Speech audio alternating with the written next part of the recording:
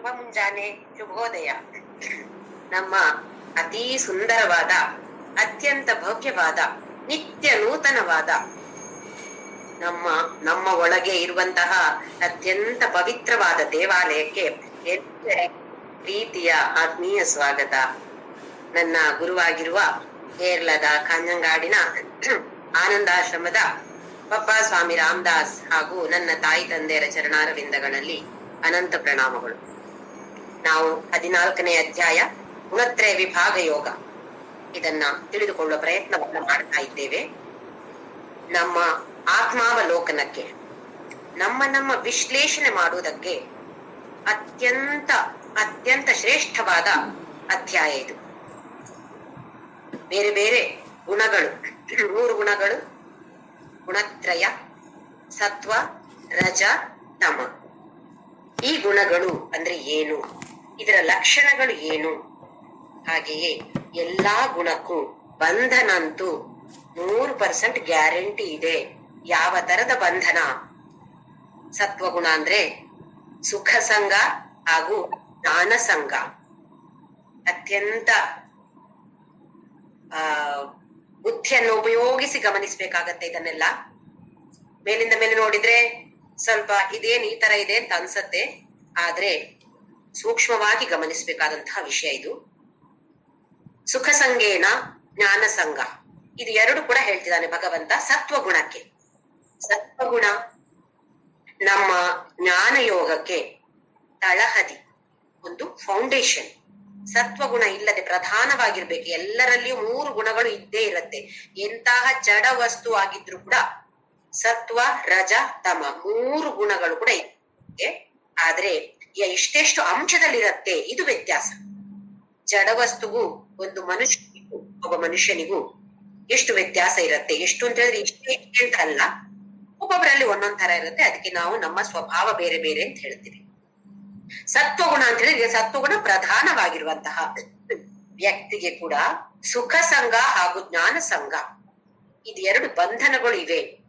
ಅಂದ್ರೆ ಸತ್ವಗುಣ ಕೂಡ ನಮ್ಮನ್ನು ಈ ಪ್ರಪಂಚದ ಜೊತೆಯಲ್ಲಿ ಬಂಧಿಸುತ್ತದೆ. ಹೇಗೆ? ಸುಖ ಸಂಘ ಮತ್ತು ಜ್ಞಾನ ಸಂಘ. ಇದಕ್ಕೆ ಉತ್ತಮವಾದ ಒಂದು ಉದಾಹರಣೆ ನಾನು ಕೊಟ್ಟಿದ್ದೇನೆ. ನಾವು ಧ್ಯಾನ ಮಾಡ್ತೇವೆ, ದಿನಾ ಧ್ಯಾನ ಮಾಡ್ತೇವೆ, ಮಾಡ್ಲೇಬೇಕು. ಸತ್ವಗುಣ ಇನ್ನೂ ಜಾಸ್ತಿ ಆಗ್ಬೇಕು ಅಂತ ಹೇಳಿದ್ರೆ ಖಂಡಿತವಾಗಿಯೂ ಧ್ಯಾನವನ್ನು ಮಾಡಿ, ಅಥವಾ ಭಜನೆ, ಕೀರ್ತನೆ ಆಗ್ಲಿ, ಅಥವಾ ಪಾರಾಯಣ ಆಗ್ಲಿ, ವಿಷ್ಣು ಸಹಸ್ರನಾಮ ಹೇಳುವುದಾಗ್ಲಿ, ಇದು ಯಾವುದು ಆಗ್ಬೋದು. ಹಾಗೆ ಇದ್ದಾಗ ಇದು ಒಂದು ಸಂತೋಷವನ್ನ ಕೊಡತ್ತೆ ನಮ್ಗೆ. ಆದ್ರೆ ಈ ಸಂತೋಷಕ್ಕೆ ಕೂಡ ಒಂದು ಅಟ್ಯಾಚ್ಮೆಂಟ್ ಇರಬಾರ್ದು ಅಂತ ಭಗವಂತ ಹೇಳ್ತಿದ್ದಾನೆ. ಇದು ಯಾವಾಗ ಗಮನಿಸ್ಬೇಕಾದದ್ದು? ನಾವು ಸತ್ವಗುಣದಲ್ಲೇ ಸುಮಾರು ವರ್ಷಗಳ ಕಾಲ ಇದ್ದ ಮೇಲೆ ಓಹೋ ಹೀಗೆ ಅಂತ ಇರ್ಬೇಕು. ಇಲ್ಲ ಅಂದ್ರೆ ನಾವೇನ್ ಮಾಡ್ತೀವಿ ಅಂತ ಹೇಳಿದ್ರೆ, ಕೃಷ್ಣ ಹೇಳಿದಾನಲ್ಲ ಸುಖ ಸಂಘ ಇರಬಾರ್ದು ಅಂತ, ಹಾಗಾಗಿ ನಂಗೆ ಇವತ್ತು ಧ್ಯಾನ ಮಾಡದೇ ಇದ್ರೂ ಪರವಾಗಿಲ್ಲ ಅಂತ ನಾವು ಎಸ್ಕೇಪಿಸಂ, ಪರಾರಿ ಆಗುವಂತಹ, ಪಲಾಯನ ಮಾಡುವಂತಹ ಒಂದು ಅಂಶವನ್ನ ನಾವಿಲ್ಲಿ ಗಮನಿಸ್ತೇವೆ. ಅದನ್ನ ಬಿಟ್ಟು ಯಾಕೆ ಹೇಗೆ ಹೇಳ್ತಿದ್ದಾನೆ ಅಂತ ಭಗವಂತ ಅಂತ ಹೇಳಿದ್ರೆ, ಆ ಸತ್ವದಲ್ಲಿಯೇ ಹಲವಾರು ವರ್ಷಗಳು, ಹಲವಾರು ಜನ್ಮಗಳು ಇರ್ಬೋದು. ಅದರಲ್ಲೇ ಸತ್ವಗುಣವೇ ಪ್ರಧಾನವಾಗಿದ್ದಾಗ ಈ ಸುಖ ಮತ್ತೆ ಜ್ಞಾನ ಸಂಘವನ್ನ ಬಿಟ್ಟು ಇನ್ನೂ ಮುಂದಕ್ಕೆ ಹೋಗಬೇಕು. ಆ ಸುಖಕ್ಕೆ ಕೂಡ ಸಂಘ ಅಂತ ಹೇಳಿದ್ರೆ ಒಂದು ವ್ಯಾಮೋಹ, ಅಥವಾ ಇಂಗ್ಲಿಷ್ ಶಬ್ದದಲ್ಲಿ ಆದ್ರೆ ಅಟ್ಯಾಚ್ಮೆಂಟ್ ಅಂತ ಇದೆ. ಧ್ಯಾನ ಮಾಡಿ ನಂಗೊಂದು ಸಂತೋಷ ಸಿಕ್ಕಿದೆ, ನನ್ನ ಮನೆಗೆ ಒಂದು 10 ಜನ ನೆಂಟರು ಬಂದ್ರು, ಒಂದು 10 ದಿನ ಇರ್ತೇವೆ ಜ್ಯೋತಿ ನಿನ್ನ ಮನೆಯಲ್ಲಿ ಅಂತ ಹೇಳಿದ್ರು. ಶುರುವಲ್ಲಿ ಭಾರಿ ಖುಷಿ ಆಯ್ತು. 2 ದಿನ ಆಗುವಾಗ ಅವರಿಗೆ ಅಡಿಗೆ ಮಾಡಿ ಅವರನ್ನ ನೋಡಿಕೊಳ್ಳದೆ ನನ್ನ ಕೆಲಸ ಆಗ್ತದೆ, ನನ್ಗೆ ಇಲ್ಲಿ ಧ್ಯಾನ ಮಾಡ್ಲಿಕ್ಕೆ ಆಗುದಿಲ್ಲಲ್ಲ. ಅಯ್ಯೋ ಇದೇನ್ ಮಾಡೋದು? ಕಡೆಗೆ ಅಂತ ಹೇಳಿದ್ರೆ ಎಷ್ಟು ಯಾವ ಮಿತಿಗೆ ಹೋಗ್ತೇವೆ ನಾವು ಅಂತ ಹೇಳಿದ್ರೆ, ಯಾಕಾದ್ರೂ ಇವ್ರು ಬಂದ್ರು ಅವರಿಗೆ ಕೊಡೆಗೆ ಶಾಪ ಹಾಕೋದು ನಾವು. ಅವ್ರು ಬೇರೆಯವ್ರ ಮನೆಗೆ ಹೋಗ್ಬಹುದಿತ್ತಲ್ಲ, ನಮ್ಮ ಮನೆಗೆ ಯಾಕೆ? ಆದ್ರೂ ಬಂದ್ರು ಒಂದು 2 ದಿನ ಇದ್ರೆ ಸಾಕಪ್ಪ, 10 ದಿನ ಯಾಕೆ ಕೂತ್ಕೊಳ್ತಾರೆ? ಯಾಕೆ ಹೀಗಾಗ್ತಾ ಇದೆ ನಮ್ಮ ಮನಸ್ಸು? ಯಾಕೆ ಅಂತ ಹೇಳಿದ್ರೆ ಆ ಧ್ಯಾನಕ್ಕೊಂದು ಅಟ್ಯಾಚ್ಮೆಂಟ್ ಬಂದ್ಬಿಡ್ತಲ್ಲಿ. ಯಾವಾಗ ಧ್ಯಾನ ಮಾಡ್ಲಿಕ್ಕೆ ಆಗ್ತಾ ಇಲ್ವೋ ಆವಾಗ ಅದಕ್ಕೆ ಯಾರು ನಮ್ಗೆ ಅಡೆತಡೆ ಬರ್ತಾರೋ, ಕೊಡ್ತಾರೋ, ಅಡಚಣೆಯನ್ನ ಮಾಡ್ತಾರೋ, ತಂದು ಒಡ್ಡುತ್ತಾರೋ ಅಂಥವರ ಮೇಲೆ ನಮ್ಗೆ ಸಿಟ್ಟು, ದ್ವೇಷ ಬರುತ್ತೆ. ಹಾಗಾದ್ರೆ ಮತ್ತೆ ತಮೋಗುಣ ಪ್ರಧಾನವಾಗತ್ತೆ, ರಜೋಗುಣ ಪ್ರಧಾನವಾಗತ್ತೆ, ಸತ್ವಗುಣ ಮತ್ತೆ ಕೆಳಗಡೆ ಹೋಗ್ಬಿಡತ್ತೆ. ಹಾಗಾಗಿ ಈ ತರದ ಸಂಘಗಳನ್ನ ಬಿಟ್ಟು ಬಿಡಬೇಕು. ಶುರುವಲ್ಲಿ ಇರಬೇಕು, ಆಮೇಲೆ ನಿಧಾನವಾಗಿ ಅದನ್ನು ಕೂಡ ಬಿಟ್ಟು ಬಿಡಬೇಕು ಅಂತ ಹೇಳ್ತಿದ್ದಾನೆ.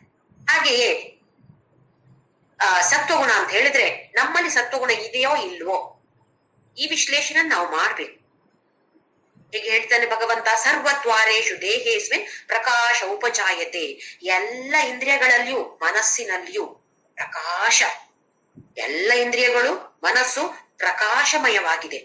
ಏನು ಪ್ರಕಾಶಮಯ ಅಂತ ಹೇಳಿದ್ರೆ ಜ್ಞಾನವನ್ನ ಸ್ವೀಕಾರ ಮಾಡಿದುಕೊಳ್ಳಿಕ್ಕೆ ರೆಡಿ ಆಗಿದೆ. ನಮ್ಮ ಇಂದ್ರಿಯಗಳು ಮನಸ್ಸು ರೆಡಿ ಆಗಿದೆ ಯಾವುದನ್ನ ಸ್ವೀಕಾರ ಮಾಡೋದಿಕ್ಕೆ. ಯಾರೋ ಒಬ್ಬರ ಬಗ್ಗೆ ಏನೋ ಒಂದು ವಿಚಾರ, ಅದು ಒಳ್ಳೆಯ ಅಲ್ಲದಂತರ ವಿಚಾರ ಅಂತ ಅನಿಸಿರ್ಬೋದು, ಅದನ್ನ ಯಾರೋ ನಮ್ಮ ಕಿವಿ ಹಬ್ಬ ಎಷ್ಟು ಕಿವಿ ಕೊಟ್ಟು ಕೇಳ್ತೇವೆ, ಒಂದು ಚಾಚು ತಪ್ಪದೆ ಅದನ್ನ ಗಮನಿಸಿ ಕೇಳಿ ಆಮೇಲೆ ಇನ್ನೊಬ್ರಿಗೆ ಹೇಳ್ಬೇಕಲ್ಲ ಅದನ್ನ ಫೋನ್ ಮಾಡಿ. ನಾವು ಅದರಲ್ಲಿ ಚಾಚು ತಪ್ಪಬಾರ್ದು, ಒಂದು ವಿಷಯ ತಪ್ಪಬಾರ್ದು, ಬೇಕಾದ್ರೆ ಸೇರಿಸಿಕೊಂಡು ಹೇಳ್ತೀವಿ. ಯಾವುದು ಇನ್ನೊಬ್ಬರ ಬಗ್ಗೆ ಸ್ವಲ್ಪ ಕೆಟ್ಟ ವಿಚಾರ ಅಂತ ನಮ್ಮ ಮನಸ್ಸಿಗೆ ಅನಿಸಿದ್ರೆ ಅದನ್ನ ಎಲ್ರಿಗೂ ಹೇಳ್ತೇವೆ. ಅಂತಹ ವಿಷಯಕ್ಕೆ ನಮ್ಮ ಮನಸ್ಸು ನಮ್ಮ ಇಂದ್ರಿಯಗಳು ಪ್ರಕಾಶಮಯವಾಗಿದೆ. ಅದೇ ಭಗವದ್ಗೀತಾ ಉಪನಿಷತ್ತು ಪುರಾಣ ಅಂತ ಹೇಳಿದ್ರೆ ಅದು ನಮ್ಗೇನು ಅರ್ಥ ಆಗುದಿಲ್ಲ, ಹೋಗ್ಲಿ ಬೇಡ ಬಿಡಿ ಅಂತ ಹೇಳ್ತೀವಿ. ಅಂದ್ರೆ ನಮ್ಮ ಇಂದ್ರಿಯಗಳು ಮನಸ್ಸು ಪ್ರಕಾಶಮಯವಾಗಿ ಇಲ್ಲ. ಇದು ನಮ್ಮನ್ನ ನಾವು ಗಮನಿಸಿಕೊಳ್ಬೇಕಾದದ್ದು, ನಮ್ಮ ವಿಶ್ಲೇಷಣೆಯನ್ನ ನಾವು ಮಾಡ್ಬೇಕಾದದ್ದು. ಆತ್ಮ ಅವಲೋಕನ ಅಂತ ಇದಕ್ಕೆ ಹೆಸರು. ಬೇರೆಯವರ ಬಗ್ಗೆ ಬೇಡ, ನಾವು ಮೊದ್ಲು ಮಾಡೋ ವಿಚಾರ ಏನು ಅಂದ್ರೆ ಈ ಗುಣಗಳ ಬಗ್ಗೆ ಎಲ್ಲ ತಿಳ್ಕೊಂಡು ಅವರಲ್ಲಿ ಯಾರಲ್ಲಿ ತಮೋ ಗುಣ ಇದೆ ಅದನ್ನ ಎತ್ತಿ ಹಿಡಿಯೋದು. ನಾವು ನೋಡಿ ಅವರಲ್ಲಿ ಬಹುಶಃ ತಮೋ ಗುಣವೇ ಇದೆ, ಅದಕ್ಕೆ ಅವ್ರು ಹೀಗೆ ಆಡ್ತಾರೆ. ತಿಳಿದುಕೊಳ್ಬೇಕು ಅವ್ರು ಯಾಕೆ ಈ ತರ ಆಡ್ತಾರೆ ಅಂತ ನಮ್ಗೂ ಗೊತ್ತಿರ್ಬೇಕು. ತಮೋ ಗುಣ ಅವ್ರು ಮಾಡೋದಲ್ಲ, ಅವರ ತಮೋ ಗುಣ ಮಾಡ್ತಾ ಇರು. ಪಾಪ ಅವ್ರೇನ್ ಮಾಡ್ತಾರೆ ಅಂತ ಅನ್ಕೊಂಡ್ರೆ ಅವರ ಮೇಲೆ ನಮ್ಗೆ ಸಿಟ್ಟು ಬರೋದಿಲ್ಲ. ಇದಕ್ಕೋಸ್ಕರ ಭಗವಂತ ಇಲ್ಲಿ ಹೇಳ್ತಿದ್ದಾನೆ, ಸರ್ವದ್ವಾರೇಶು ದೇಹೇಸ್ಮಿನ್ ಪ್ರಕಾಶ ಉಪಜಾಯತೆ. ಯಾವಾಗ ಈ ತರ ಆಗ್ತಾ ಇದೆಯೋ ನನಗೆ ಇನ್ನೂ ಜ್ಞಾನ ಬೇಕು ಬೇಕು. ಸ್ವಲ್ಪವಾಗಿ ಲೌಕಿಕ ಜ್ಞಾನವೂ ಇರ್ಬೋದು, ಲೌಕಿಕ ಜ್ಞಾನದಲ್ಲಿಯೂ ಆಸಕ್ತಿ ಇರ್ಬೋದು, ಅದು ತಪ್ಪು ಅಂತಲ್ಲ. ಆದ್ರೆ ಈ ತರದ ಜ್ಞಾನ ವೃದ್ಧಿ ಆಗ್ಬೇಕು ನನ್ನಲ್ಲಿ, ನನಗೆ ಇನ್ನೂ ಕಲಿತುಕೊಳ್ಬೇಕು, ಇದನ್ನ ನಾನು ನನ್ನ ಜೀವನದಲ್ಲಿ ಉಪಯೋಗಿಸಿಕೊಳ್ಬೇಕು. ಆಚರಣೆಗೆ ಹೇಗೆ ತರೋದು ಇದನ್ನ? ಶ್ರವಣ ಮನನ ನಿಧಿಧ್ಯಾಸನ, ಇದೇ ಜ್ಞಾನ ಯೋಗ. ಇದಕ್ಕೆ ನನ್ನ ಮನಸ್ಸು ಇಂದ್ರಿಯಗಳು ತಯಾರಾಗಿದೆ ಅಂತ ಹೇಳಿದ್ರೆ ನನ್ನಲ್ಲಿ ಸ್ವಲ್ಪ ಸ್ವಲ್ಪವೇ ಸತ್ವಗುಣ ವೃದ್ಧಿ ಆಗ್ತಾ ಇದೆ. ಹಾಗೆಯೇ ಲೋಭ ಪ್ರವೃತ್ತಿರಾರಂಭ ಕರ್ಮ ನಾಮ ಶಮಸ್ಪೃಹ ಅಂತ ಹೇಳಿದಾನೆ. ನಮ್ಮಲ್ಲಿ ಯಾವಾಗ ಲೋಭ ಪ್ರವೃತ್ತಿ ಆರಂಭ, ಎಲ್ಲ ಕೆಲಸಕ್ಕೂ ಕಾಲ ಹಾಕುದು. ಸರಿಯಾಗಿ ಮಾಡ್ತೀವ? ಎಲ್ಲ ಕೆಲಸಕ್ಕೆ ಕಾಲ ಹಾಕಿದ್ರೆ ಹೇಗೆ ಸರಿಯಾಗಿ ಮಾಡ್ತೀವಿ ಹೇಳಿ? ಇಲ್ಲೂ ಇರ್ಬೇಕು, ಅಲ್ಲೂ ಇರ್ಬೇಕು, ಅಲ್ಲೂ ನನ್ನ ಹೆಸರು ಬರ್ಬೇಕು, ಇಲ್ಲೂ ನನ್ನ ಹೆಸರು ಬರ್ಬೇಕು, ಬೋರ್ಡಲ್ಲಿ ನನ್ನ ಹೆಸರು ದೊಡ್ಡಕ್ಕೆ ಹಾಕ್ಬೇಕಲ್ಲಿ. ಅಶಮ ಅಶಮ ಅಂತ ಹೇಳಿದ್ರೆ ನಮಗೆ ಇಲ್ಲಿ ಯಾವ ಮನಸ್ಸು ಚಂಚಲವಾಗಿರೋದು. ಯಾಕೆ ಮನಸ್ಸು ಚಂಚಲವಾಗಿರುತ್ತೆ? ಅಲ್ಲಿ ಒಂದು ಫಲ, ಇದೇ ಫಲ ಬರ್ಬೇಕು, ನಾನು ಈ ಕೆಲಸ ಮಾಡ್ತೇನೆ, ನನಗೆ ಇದೇ ರಿಸಲ್ಟ್ ಬರ್ಬೇಕು, ಇದೇ ಫಲ ಸಿಗ್ಬೇಕು. ನಾನು ಅನಿಸಿಕೊಂಡ ಹಾಗೆ ಫಲ ಸಿಕ್ಕದೆ ಇದ್ದಾಗ ನನ್ನ ಮನಸ್ಸೇನಾಗತ್ತೆ? ಮನಸ್ಸಿನಲ್ಲಿ ಗಲಿಬಿಲಿ, ಚಡಮಡಿಕೆ, ಅಯ್ಯೋ ಅಯ್ಯೋ ಅಯ್ಯೋ ಯಾಕೆ ಹೀಗಾಯ್ತು, ಯಾಕೆ ಹೀಗಾಯ್ತು, ನಾನು ಇಷ್ಟು ಸಲ ವಿಷ್ಣು ಸಹಸ್ರನಾಮ ಹೇಳಿದೆ ಅಲ್ವಾ, ನನ್ಗೆ ಯಾಕೆ ಹೀಗಾಯ್ತು ಅಂತ ಹೇಳುವ ಭಾವನೆ ಬರುತ್ತೆ ನೋಡಿ. ಹಾಗೆ ಬಂದಾಗ ನೆನ್ಪಿಟ್ಕೊಳ್ಬೇಕು, ಓಹೋ ರಜೋಗುಣ ಜಾಸ್ತಿ ಆಗಿದೆ ನನ್ನಲ್ಲಿ, ಆಹಾ ಸತ್ವಗುಣ ಬೇಕು ನನಗೆ. ಹಾಗೆಯೇ ಅಪ್ರಕಾಶೋ ಅಪ್ರವೃತ್ತಿ, ಪ್ರಕಾಶವೇ ಇಲ್ಲ, ಜ್ಞಾನ ಬೇಕು ಅಂತ ಹೇಳುವ ಆಸಕ್ತಿಯೇ ಇಲ್ಲದಾಗುವಂಥದ್ದು. ಯಾರೋ ಒಬ್ರು ಚೆನ್ನಾಗಿ ಹೇಳ್ಕೊಡ್ತಿದ್ದಾರೆ ಬನ್ನಿ ಅಂತ ಹೇಳಿದ್ರೆ ಬೇಡ, ಅದೆಲ್ಲ ಬೇಡ, ನನ್ಗೆ ಇಲ್ಲಿ ಸೀರಿಯಲ್ ನೋಡ್ಬೇಕು, ಅದೇ ಸಮಯಕ್ಕೆ ನನ್ಗೆ ಇಲ್ಲಿ ಸೀರಿಯಲ್ ಉಂಟು, ಅದನ್ನ ಹೇಗೆ ನಾನು ಮಿಸ್ ಮಾಡೋದು? ಅದು ಸಾಧ್ಯವೇ ಇಲ್ಲಪ್ಪ, ಬೇಡ ಹೋಗ್ಲಿ. ಸತ್ಸಂಗ ಸ್ವಲ್ಪ ರಿಟೈರ್ ಆದ ಮತ್ತೆ ಕೇಳುವ, ಈಗ್ಲೇ ಕೇಳಿ ಎಂತ ಮಾಡುದು ಭಗವದ್ಗೀತೆ ಎಲ್ಲ ಪುರಾಣ ಎಲ್ಲ ಈಗ ಬೇಡ, ಎಲ್ಲ 60 ವರ್ಷ ದಾಟ್ಲಿ ಆಮೇಲೆ ನೋಡುವ ಅಂತ ಹೇಳುವವರೇ ಜಾಸ್ತಿ ಇರೋದು.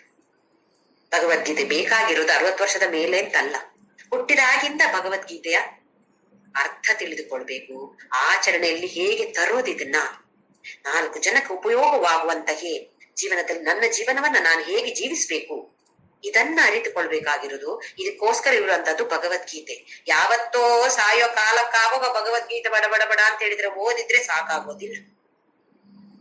ಅಪ್ರವೃತ್ತಿ ಅಪ್ರಕಾಶ, ಯಾವ ಕೆಲಸದಲ್ಲಿ ಒಂದು ಆಸಕ್ತಿ ಇಲ್ಲದೆ ಇದ್ದಾಗ, ಪ್ರಮಾದೋ ಮೋಹ ಏವಜ, ಎಲ್ಲದರಲ್ಲೂ ಒಂದು ಬೇಜವಾಬ್ದಾರಿ, ನಿರ್ಲಕ್ಷ್ಯತೆ, ಹಾಗೆಯೇ ಅಜ್ಞಾನ, ಇದೆಲ್ಲವೂ ತಮೋಗುಣ ಬಂದಾಗ ಆಗತ್ತೆ.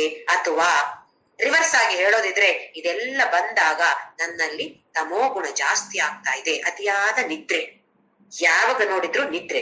ಇದು ಒಂದು ವಯಸ್ಸಾದ ಮತ್ತೆ 80-90 ವರ್ಷದವರಿಗೆಲ್ಲ ಬರೋದಿರ್ಬೋದು, ಅದು ವಯಸ್ಸಿಗೆ ಬರುವಂತದ್ದು, ಅದು ತಪ್ಪಲ್ಲ. ಯಾಕೆಂದ್ರೆ ಶರೀರ ಕ್ಷೀಣವಾಗಿರುತ್ತೆ, ಅವಾಗ ಶರೀರ ಮನಸ್ಸು ಬುದ್ಧಿ ಎಲ್ಲವೂ ಕ್ಷೀಣವಾಗಿರುತ್ತೆ. ಆದ್ರೆ ಯೌವನದಲ್ಲಿಯೇ ಕೆಲವರು ಯಾವುದ್ರಲ್ಲೂ ಆಸಕ್ತಿ ಇರೋದಿಲ್ಲ, ಯಾವ ಕೆಲಸವೂ ಬೇಡ. ಹಾಗೆಯೇ ಯಾವಾಗ ನೋಡಿದ್ರು ಒಂದು ತೂಕಡಿಕೆ, ಚೆನ್ನಾಗಿ ತಿನ್ನೋದು, ನಿದ್ದೆ ಹೊಡೆಯೋದು, ಹೀಗಿದ್ರೆ ತಮೋಗುಣ. ಈಗ ನಮ್ಗೆ ಏನು ಬೇಕಾಗಿರೋದು ಅಂತ ಹೇಳಿದ್ರೆ, ತಮೋಗುಣ ಪ್ರಧಾನವಾಗಿದ್ದೇ ನನ್ನಲ್ಲಿ ಅಂತಾದ್ರೆ ಕೆಲಸವನ್ನ ಮಾಡಿ ರಜೋಗುಣದಲ್ಲಿ ಬರಬೇಕು. ರಜೋಗುಣ ಕೆಲಸವನ್ನು ಮಾಡಿ ಮಾಡಿ ಫಸ್ಟಿಗೆ ಸಕಾಮ ಕರ್ಮ, ಸ್ವಾರ್ಥತೆ, ಆಮೇಲೆ ನಿಷ್ಕಾಮ ಕರ್ಮ, ನಿಸ್ವಾರ್ಥ ಸೇವಾ ಬುದ್ಧಿ. ಇದರಿಂದ ಕೆಲಸ ಮಾಡಿದಾಗ ಒಂದು ಸಂತೃಪ್ತಿ ಸಿಗತ್ತೆ. ಆಮೇಲೆ ನಮ್ಮ ಉಪಾಸನ ಯೋಗ ಅದು ಜೊತೆ ಜೊತೆಯಾಗಿ ಹೋಗ್ತಾ ಇರುತ್ತೆ. ಆಮೇಲೆ ಬರುವಂತದ್ದು ಜ್ಞಾನ ಯೋಗ. ಸತ್ವಗುಣ ಪ್ರಧಾನವಾಗಿದ್ದಾಗ ಮಾತ್ರ ನಮಗೆ ಜ್ಞಾನ ಯೋಗ ಸಿಗತ್ತೆ. ನಮಗೆ ಈ ತರದ ಸತ್ಸಂಗದಲ್ಲಿ ಭಗವದ್ಗೀತೆ, ಪುರಾಣ ಅಥವಾ ಒಳ್ಳೆಯ ವಿಷಯವನ್ನ ತಿಳಿದುಕೊಳ್ಳುವಂತದ್ರಲ್ಲಿ ಒಂದು ಆಸಕ್ತಿ ಬಂದ್ರೆ ನನ್ನಲ್ಲಿ ಸತ್ವಗುಣ ಇದೆ ಅಂತ ಸರ್ಟಿಫಿಕೇಟ್ ಕೊಟ್ಕೊಳ್ಬಹುದು. ಆದ್ರೆ ಆಮೇಲೆ ನೋಡೋಣ ಭಗವಂತ ಏನೆಲ್ಲ ಹೇಳ್ತಾನೆ ನಮ್ಗೆ ಅಂತ ಹೇಳಿ. ನಾವು ಶ್ಲೋಕ ನಂಬರ್ 15ರವರೆಗೆ ನೋಡಿದೆವು. ಸತ್ವಗುಣ ಇದ್ದು ಪ್ರಧಾನವಾಗಿದ್ದಾಗ ಆ ವ್ಯಕ್ತಿ ಈಗಿಕೊಂಡ್ರೆ, ಸತ್ತು ಹೋದ್ರೆ, ದೇಹ ನಾಶವಾದಾಗ ಎಲ್ಲ ಹೋಗ್ತಾನೆ ಅಂತ ಹೇಳಿದಾನೆ. ಉತ್ತಮ ವಿಧಾನ್ ಲೋಕಾನ್ ಅಮಲಾನ್ ಪ್ರತಿಪದ್ಯತೆ ಅಂತ ಹೇಳಿ ಉತ್ತಮ ಲೋಕಕ್ಕೆ ಹೋಗ್ತಾನಂತೆ. ಹಾಗೆಯೇ ರಜಸಿ ಪ್ರಲಯಂ ಗತ್ವ ಕರ್ಮ ಸಂಗಿಷು ಜಾಯತೆ. ತುಂಬಾ ಕೆಲಸ ಮಾಡುವವರ ಮನೆಯಲ್ಲಿ ಹುಟ್ಟುತ್ತಾನೆ. ಯಾರು? ಸಾಯುವಾಗ ರಜೋಗುಣ ಪ್ರಧಾನವಾಗಿದ್ದಂತಹ ಜೀವಿ ಮತ್ತೆ ಕೆಲಸ ಮಾಡುವವರ ಮನೆಯಲ್ಲೇ ಹುಟ್ಟುತ್ತಾನೆ. ಕೆಲಸ ಮಾಡೋರು ಅಂತ ಹೇಳಿದ್ರೆ ಲೇಬರ್ ಹಾಗಲ್ಲ, ನಾವಾದ್ರೂ ಅಷ್ಟೇ ಅತ್ಯಂತ ಆಸಕ್ತಿಯಿಂದ ಕೆಲಸ ಮಾಡಿಕೊಂಡಿರುದು. ಎಷ್ಟು ವರ್ಷ ಆದ್ರೂ ಕೆಲಸ ಮಾಡಿಕೊಂಡೇ ಇರುದು. ನನಗೆ ಆರೋಗ್ಯ ಚೆನ್ನಾಗಿದೆ, ನಾನಾಗಿ ಕೆಲಸ ಮಾಡ್ತಾನೆ ಇರ್ತೇನೆ. ಮಾಡಬಾರ್ದು ಅಂತ ಹೇಳ್ತಾ ಇಲ್ಲ ಭಗವಂತ. ಆದ್ರೆ ಈ ಜ್ಞಾನಾರ್ಚನೆಗಾಗಿ ಸ್ವಲ್ಪವಾದ್ರೂ ಸಮಯವನ್ನ ಮೀಸಲಿಡಬೇಕು. ಇದಕ್ಕೋಸ್ಕರ ಭಗವಂತ ಹೇಳುವಂತದ್ದು. ಹಾಗೆಯೇ ಪ್ರಲೀನಸ್ತಮಸಿ ಮೂಢ ಯೋನಿಷು ಚಾಯತೆ. ತಮೋಗುಣದಲ್ಲಿ ಇದ್ದಾಗ ಅಥವಾ ತಮೋಗುಣ ಪ್ರಧಾನವಾಗಿದ್ದಾಗ ಆ ವ್ಯಕ್ತಿಯ ದೇಹ ನಾಶವಾದಾಗ ಮೂಢಯೋನಿ ಅಂತ ಹೇಳಿದ್ರೆ ನೀಚ ಯೋನಿಗಳಲ್ಲಿ ಮನುಷ್ಯ ಜನ್ಮ ಭಗವಂತ ಯಾಕೆ ಕೊಟ್ಟಿದ್ದಾನೆ ನಮ್ಗೆ? ದೊಡ್ಡ ಬೆಲೆ ಕೊಟ್ಟಿದ್ದೇವೆ ನಾವು. ಹಿಂದಿನ ಜನ್ಮದಲ್ಲಿ ತುಂಬಾ ಅತ್ಯಂತ ಬೆಲೆಯನ್ನ ಕೊಟ್ಟು ಬಂದಿರುವಂತದ್ದು ನಮಗೆ ಈ ಜನ್ಮ. ಇದನ್ನ ಪಡೆದುಕೊಂಡ ನಂತರ ಸ್ವಲ್ಪವಾದ್ರೂ ಅಧ್ಯಾತ್ಮ ಪಥದಲ್ಲಿ ಮುಂದಕ್ಕೆ ಹೋದರೆ ಇನ್ನು ಉತ್ತಮ ವಿಧಾನ್ ಲೋಕಾನ್ ಅಮಲಾನ್ ಪ್ರತಿಪದ್ಯತೆ. ಇಲ್ಲ ಅಂದ್ರೆ ಮತ್ತೆ ಮೂಢಯೋನಿ, ಯಾವುದೋ ಪ್ರಾಣಿ ಪಕ್ಷಿ ಕ್ರಿಮಿ ಕೀಟ ಆಗಿರ್ಬೋದು, ಇಲ್ಲ ಒಂದು ಸಸ್ಯವೂ ಆಗಿರ್ಬೋದು, ಇಲ್ಲ ಒಂದು ಜಡ ವಸ್ತುವಾಗಿಯೂ ನಾವು ಹುಟ್ಟುವಂತಹ ಸಾಧ್ಯತೆ ಇದೆ. ಇದಕ್ಕೆ ಭಗವಂತ ನಮ್ಗೆ ಹೇಳ್ತಿದ್ದಾನೆ, ಎಲ್ಲ ಮನೆಯಲ್ಲಿ ಬೋರ್ಡ್ ಹಾಕಿಕೊಳ್ಳಿ, ಎಚ್ಚರಿಕೆ ಎಚ್ಚರಿಕೆ ಎಚ್ಚರಿಕೆ. ನಮ್ಗೆ ಒಂದು ಪಾರ್ಟಿಗೆ ಹೋದಾಗ ಇಲ್ಲ ಎಲ್ಲೋ ಪಬ್ಲಿಕ್ ಪ್ಲೇಸ್ಗೆ ಹೋದಾಗ ಒಂದು ಬೋರ್ಡ್ ಹಾಕಿರ್ತಾರೆ ನೋಡಿ, ಎಲ್ಲರೂ ಎಚ್ಚರಿಕೆ. ಏನು? ಮೊಬೈಲ್ ಗಳ್ಳರಿದ್ದಾರೆ, ಸರಗಳ್ಳರಿದ್ದಾರೆ, ನಿಮ್ಮ ವಸ್ತುಗಳನ್ನ ನೀವೇ ಸರಿಯಾಗಿ ಕಾಪಾಡಿಕೊಳ್ಳಿ, ನಾವು ಜವಾಬ್ದಾರರಲ್ಲ ಅಂತೆಲ್ಲ ಬೋರ್ಡ್ ಹಾಕಿರೋದಿಲ್ವಾ? ಹಾಗೆಯೇ ನಮಗೆ ಕೂಡ ಎಚ್ಚರಿಕೆ ಎಚ್ಚರಿಕೆ ಎಚ್ಚರಿಕೆ. ಯಾವ ಗುಣ ನನ್ನಲ್ಲಿ ಈಗ ಪ್ರಧಾನವಾಗಿದೆ? ನಾನು ಸಾತ್ವಿಕ ವ್ಯಕ್ತಿಯೇ, ಆದ್ರೂ ಕೆಲವು ಸಮಯದಲ್ಲಿ ತಮೋಗುಣ ಪ್ರಧಾನವಾಗಿರತ್ತೆ. ಆ ತಮೋಗುಣ ರಜೋಗುಣ ಪ್ರಧಾನವಾಗಿದ್ದಾಗ ನಾನೇನ್ ಮಾಡ್ತೇನೆ? ಇದನ್ನ ನಾವು ಗಮನಿಸ್ಬೇಕು. ಬೇರೆಯವರ ಬಗ್ಗೆ ಅಲ್ಲ, ನಮ್ಮ ಆಚರಣೆಯಲ್ಲಿ ನಮ್ಮ ಗಮನ, ನಮ್ಮ ದೃಷ್ಟಿ ಇರಬೇಕು. ಮುಂದಿನ ಶ್ಲೋಕದಲ್ಲಿ ಭಗವಂತ ಏನ್ ಹೇಳ್ತಾನೆ ನೋಡೋಣ. 14ನೇ ಶ್ಲೋಕ. ಕರ್ಮಣ ಸುಕೃತಸ್ಯಾಹುಃ ಸಾತ್ವಿಕಂ ನಿರ್ಮಲಂ ಫಲಂ ರಜಸಸ್ತು ಫಲಂ ದುಃಖಂ ಅಜ್ಞಾನಂ ತಮಸಃ ಫಲಂ. 14-15ನೇ ಶ್ಲೋಕದಲ್ಲಿ ಭಗವಂತ ಗತಿಯ ಬಗ್ಗೆ ಹೇಳ್ದ. ಗತಿ ಅಂತ ಹೇಳಿದ್ರೆ ದೇಹ ನಾಶವಾದ ಮೇಲೆ ನಾವು ಎಲ್ಲಿಗೆ ಪ್ರಯಾಣ ಮಾಡ್ತೇವೆ. ಈ ನಾನು ಅಂತ ಹೇಳೋದು ದೇಹದ ಜೊತೆ ಸತ್ತು ಹೋಗೋದಿಲ್ಲ. ನಾನು ಅಂತ ಹೇಳೋದು ಆ ಆತ್ಮ, ಅದು ಶಾಶ್ವತ. ದೇಹ ಮಾತ್ರ ನಾಶವಾಗೋದು, ದೇಹ ಶಾಶ್ವತ ಅಲ್ಲ. ಆದ್ರೆ ನಾನು ಅಂತ ಹೇಳುವ ಈ ಆತ್ಮ ಅಥವಾ ಪುರುಷ ಅಥವಾ ಕ್ಷೇತ್ರಜ್ಞ ಇದೆಲ್ಲ ಶಾಶ್ವತವಾಗಿರುವಂತಹದ್ದು. ನಾನು ಎಲ್ಲಿಗೆ ಪ್ರಯಾಣ ಮಾಡ್ತೇನೆ? ಹಾಗಾಗಿ ಯಾರು ಸತ್ತು ಹೋದ್ರು ನೆನ್ಪಿಟ್ಕೊಳ್ಬೇಕು, ಅವರು ಇದ್ದಾರೆ, ಇನ್ನೂ ಇದ್ದಾರೆ, ಈ ದೇಹದಲ್ಲಿ ಮಾತ್ರ ಇಲ್ಲ, ಆದ್ರೆ ಅವರು ಇನ್ನೂ ಇದ್ದಾರೆ, ಖಂಡಿತವಾಗಿಯೂ ಇದ್ದಾರೆ ಅಂತ ಹೇಳುವ ಭಾವನೆ ನಮ್ಮಲ್ಲಿ ಇರ್ಬೇಕು. ಉತ್ತಮ ಲೋಕಕ್ಕೆ ಹೋಗ್ತೇವೆ ಅಥವಾ ಕರ್ಮ ಸಂಘದಲ್ಲಿ ಹುಡ್ತೇವೆ ಇಲ್ವಾ ಮೂಢ ಯೋನಿಯಲ್ಲಿ ಹುಡ್ತೇವೆ ಅಂತ ಭಗವಂತ ನಮ್ಗೆ ತಿಳಿಸಿಕೊಟ್ಟ. ಸತ್ತು ಹೋದ ಮತ್ತೆ ಈಗ ಫಲ ಅಂದ್ರೆ ಈ ಸತ್ವಗುಣ ಪ್ರಧಾನವಾಗಿದ್ರೆ ಈ ಜನ್ಮದಲ್ಲಿ ನಿನಗೇನು ಲಾಭ, ಇದನ್ನ ಭಗವಂತ ತಿಳಿಸಿಕೊಡ್ತಿದ್ದಾನೆ ನಮ್ಗೆ. ಕರ್ಮಣಃ ಸುಕೃತಃ ಸುಕೃತಸ್ಯ ಆಹುಹು, ಒಳ್ಳೆಯ ಕರ್ಮಗಳನ್ನು ಮಾಡ್ತೇವೆ ಯಾವಾಗ ಸಾತ್ವಿಕಂ ನಿರ್ಮಲಂ ಫಲಂ, ಸಾತ್ವಿಕ ಸತ್ವಗುಣ ಪ್ರಧಾನವಾಗಿದ್ದಾಗ ಫಲ ಹೇಗಿರತ್ತೆ? ನಿರ್ಮಲವಾದ ಫಲ, ಶುದ್ಧವಾದ ಫಲ. ಯಾಕೆ? ಕರ್ಮ ಹೇಗಿದೆ? ಸುಕೃತ, ಒಳ್ಳೆಯ ಕೆಲಸ. ಹೀಗೆ ಹೇಳ್ತಾರೆ ಆಹುಹು ಅಂತ ಹೇಳಿದ್ರೆ ಅಂದ್ರೆ ಹೇಳ್ತಾರೆ, ಏನ್ ಹೇಳ್ತಾರೆ? ಸತ್ವಗುಣ ಪ್ರಧಾನವಾಗಿದ್ದಾಗ ಆ ವ್ಯಕ್ತಿ ಸಾತ್ವಿಕ ವ್ಯಕ್ತಿ ಅಂತ ಹೇಳ್ತೀವಿ. ಸಾತ್ವಿಕ ವ್ಯಕ್ತಿ ಮಾಡುವಂತಹ ಕೆಲಸಗಳು ಹೇಗಿದೆ? ಉತ್ತಮವಾದ ಕೆಲಸವನ್ನ ಮಾಡ್ತಾನೆ, ಕೆಟ್ಟ ಕೆಲಸ ಮಾಡೋದಿಲ್ಲ. ಅವನ ಮಾಡೋದು ಆ ಗುಣ ಮಾಡಿಸೋದು, ಸತ್ವಗುಣ ಮಾಡಿಸ್ತಾ ಇರೋದು, ಆ ವ್ಯಕ್ತಿಯಿಂದ ಮಾಡಿಸೋದು ಈ ಗುಣ, ಅವನನ್ನ ಮಾಡೋದು. ಸತ್ವಗುಣ ಒಳ್ಳೆಯ ಕೆಲಸವನ್ನ ಮಾಡಿಸುತ್ತೆ. ಹಾಗೆಯೇ ಕೆಲಸ ಒಳ್ಳೆಯದಾಗಿದ್ದಾಗ ಫಲ ಹೇಗಿರತ್ತೆ? ನಿರ್ಮಲವಾಗಿರುತ್ತೆ. ಸತ್ವಗುಣ ಪ್ರಧಾನವಾದ ವ್ಯಕ್ತಿಗೆ ಎಲ್ಲ ಗೊತ್ತಿದೆ, ಕರ್ಮಯೋಗದ ಬಗ್ಗೆ ಗೊತ್ತಿದೆ ಅವನಿಗೆ. ಏನು ಕರ್ಮಯೋಗ? ಮಾಡುವ ಎಲ್ಲ ಕೆಲಸವೂ ಕೂಡ ಈಶ್ವರಾರ್ಪಣ ಬುದ್ಧಿಯಿಂದ ಮಾಡೋದು.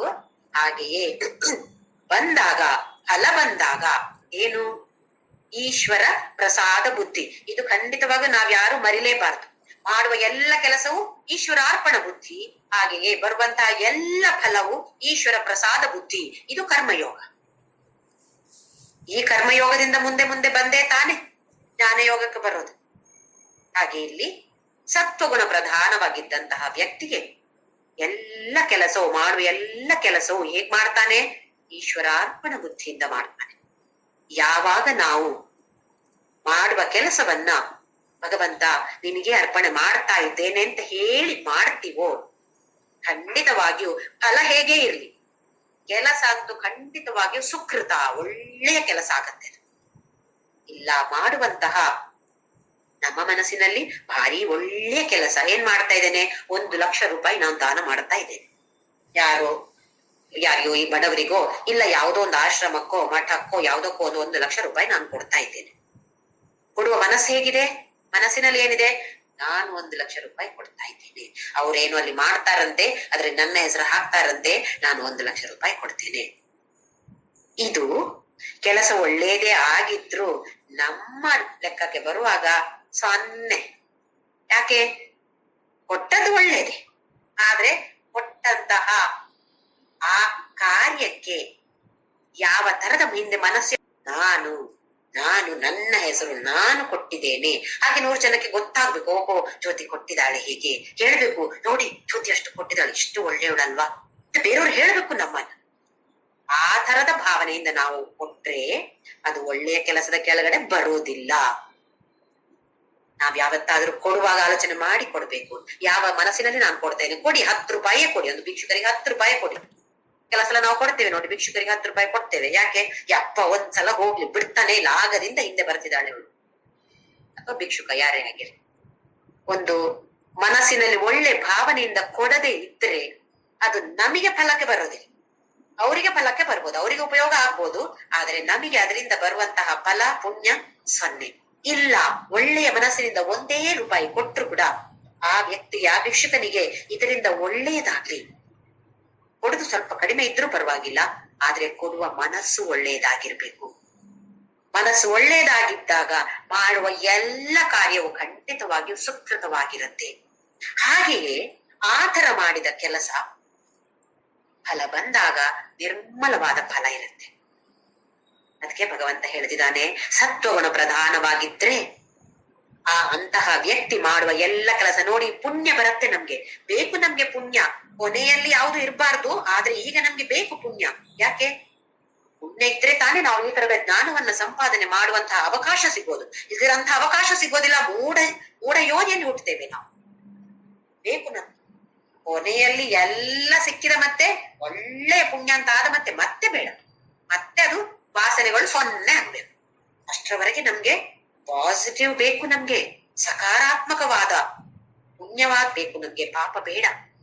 ಅದಕ್ಕೆ ಹೇಳೋದಲ್ಲ, ಸಂಚಿತ ಪಾಪ ವಿನಾಶಕ ಲಿಂಗಂ. ಸಂಚಿತದಲ್ಲಿ ಪಾಪ ಮಾತ್ರ ಅಲ್ಲ, ಪುಣ್ಯ ಕೂಡ ಇದೆ. ಪುಣ್ಯ ನಾಶ ಮಾಡೋದು ಬೇಡ ಶಿವ, ಪಾಪವನ್ನ ಮಾತ್ರ ನಾಶ ಮಾಡ್ಬೇಕು. ಹಾಗೆ ಇಲ್ಲಿ ಭಗವಂತ ಹೇಳ್ತಿದ್ದಾನೆ, ಸತ್ವಗುಣ ಪ್ರಧಾನವಾಗಿದ್ರೆ ಏನು ಲಾಭ ಇದರಿಂದ? ಎಲ್ಲ ಪುಣ್ಯ ಪುಣ್ಯ ಪುಣ್ಯ. ಒಳ್ಳೆ ಬ್ಯಾಂಕಲ್ಲಿ ಡೆಪಾಸಿಟ್ ಒಳ್ಳೇದು ಮಾಡ್ತಾ ಮಾಡ್ತಾ ಮಾಡ್ತಾ ಹೋಗ್ತಾ ಇರ್ತಾನೆ. ಹಾಗೆಯೇ ರಜಸಸ್ತು ಫಲಂ ದುಃಖಂ. ರಜೋಗುಣ ಪ್ರಧಾನವಾಗಿದ್ದ ವ್ಯಕ್ತಿಗೆ ಈ ಜನ್ಮದಲ್ಲಿ ಏನು ಫಲ? ಸತ್ವದ ಮೇಲೆ ಎಲ್ಲೋ ಹೋಗ್ತಾನೆ ಅಂತ ಹೇಳಿದ ಭಗವಂತ. ಈ ಜನ್ಮದಲ್ಲಿ ಏನು ಫಲ ಅವನಿಗೆ? ದುಃಖ. ಯಾಕೆ? ಕೆಲಸ ಮಾಡ್ತಾನೆ, ಕೆಲಸ ಮಾಡುವಾಗ ಸಕಾಮ ಬುದ್ಧಿ, ನನಗೆ ನನಗೆ ನನಗೆ ಅಂತ ಮಾಡೋದು, ನನಗೇ ಎಲ್ಲ ಕೆಲಸ, ಅಥವಾ ಲೋಭಿ ಆಗಿರೋದು, ನಾನು ನಾನು ನಾನು ಅಲ್ವೇ? ಇಲ್ಲ ನಿಷ್ಕಾಮ ಕರ್ಮ ಆದ್ರೂ ಕೂಡ ಅದರಲ್ಲಿ ಕೂಡ ಫಲ ಹೀಗೆ ಬರ್ಬೇಕು ಅಂತ ಆಸೆ ಇರುತ್ತೆ. ಫಲ ಬಾರದೇ ಇದ್ರೆ ಅತ್ಯಂತ ದುಃಖ. ನಾವು ಹೇಳಿದಾಗೆ ಫಲ ಯಾವತ್ತೆಲ್ಲ ಬರುತ್ತೆ ಹೇಳಿ?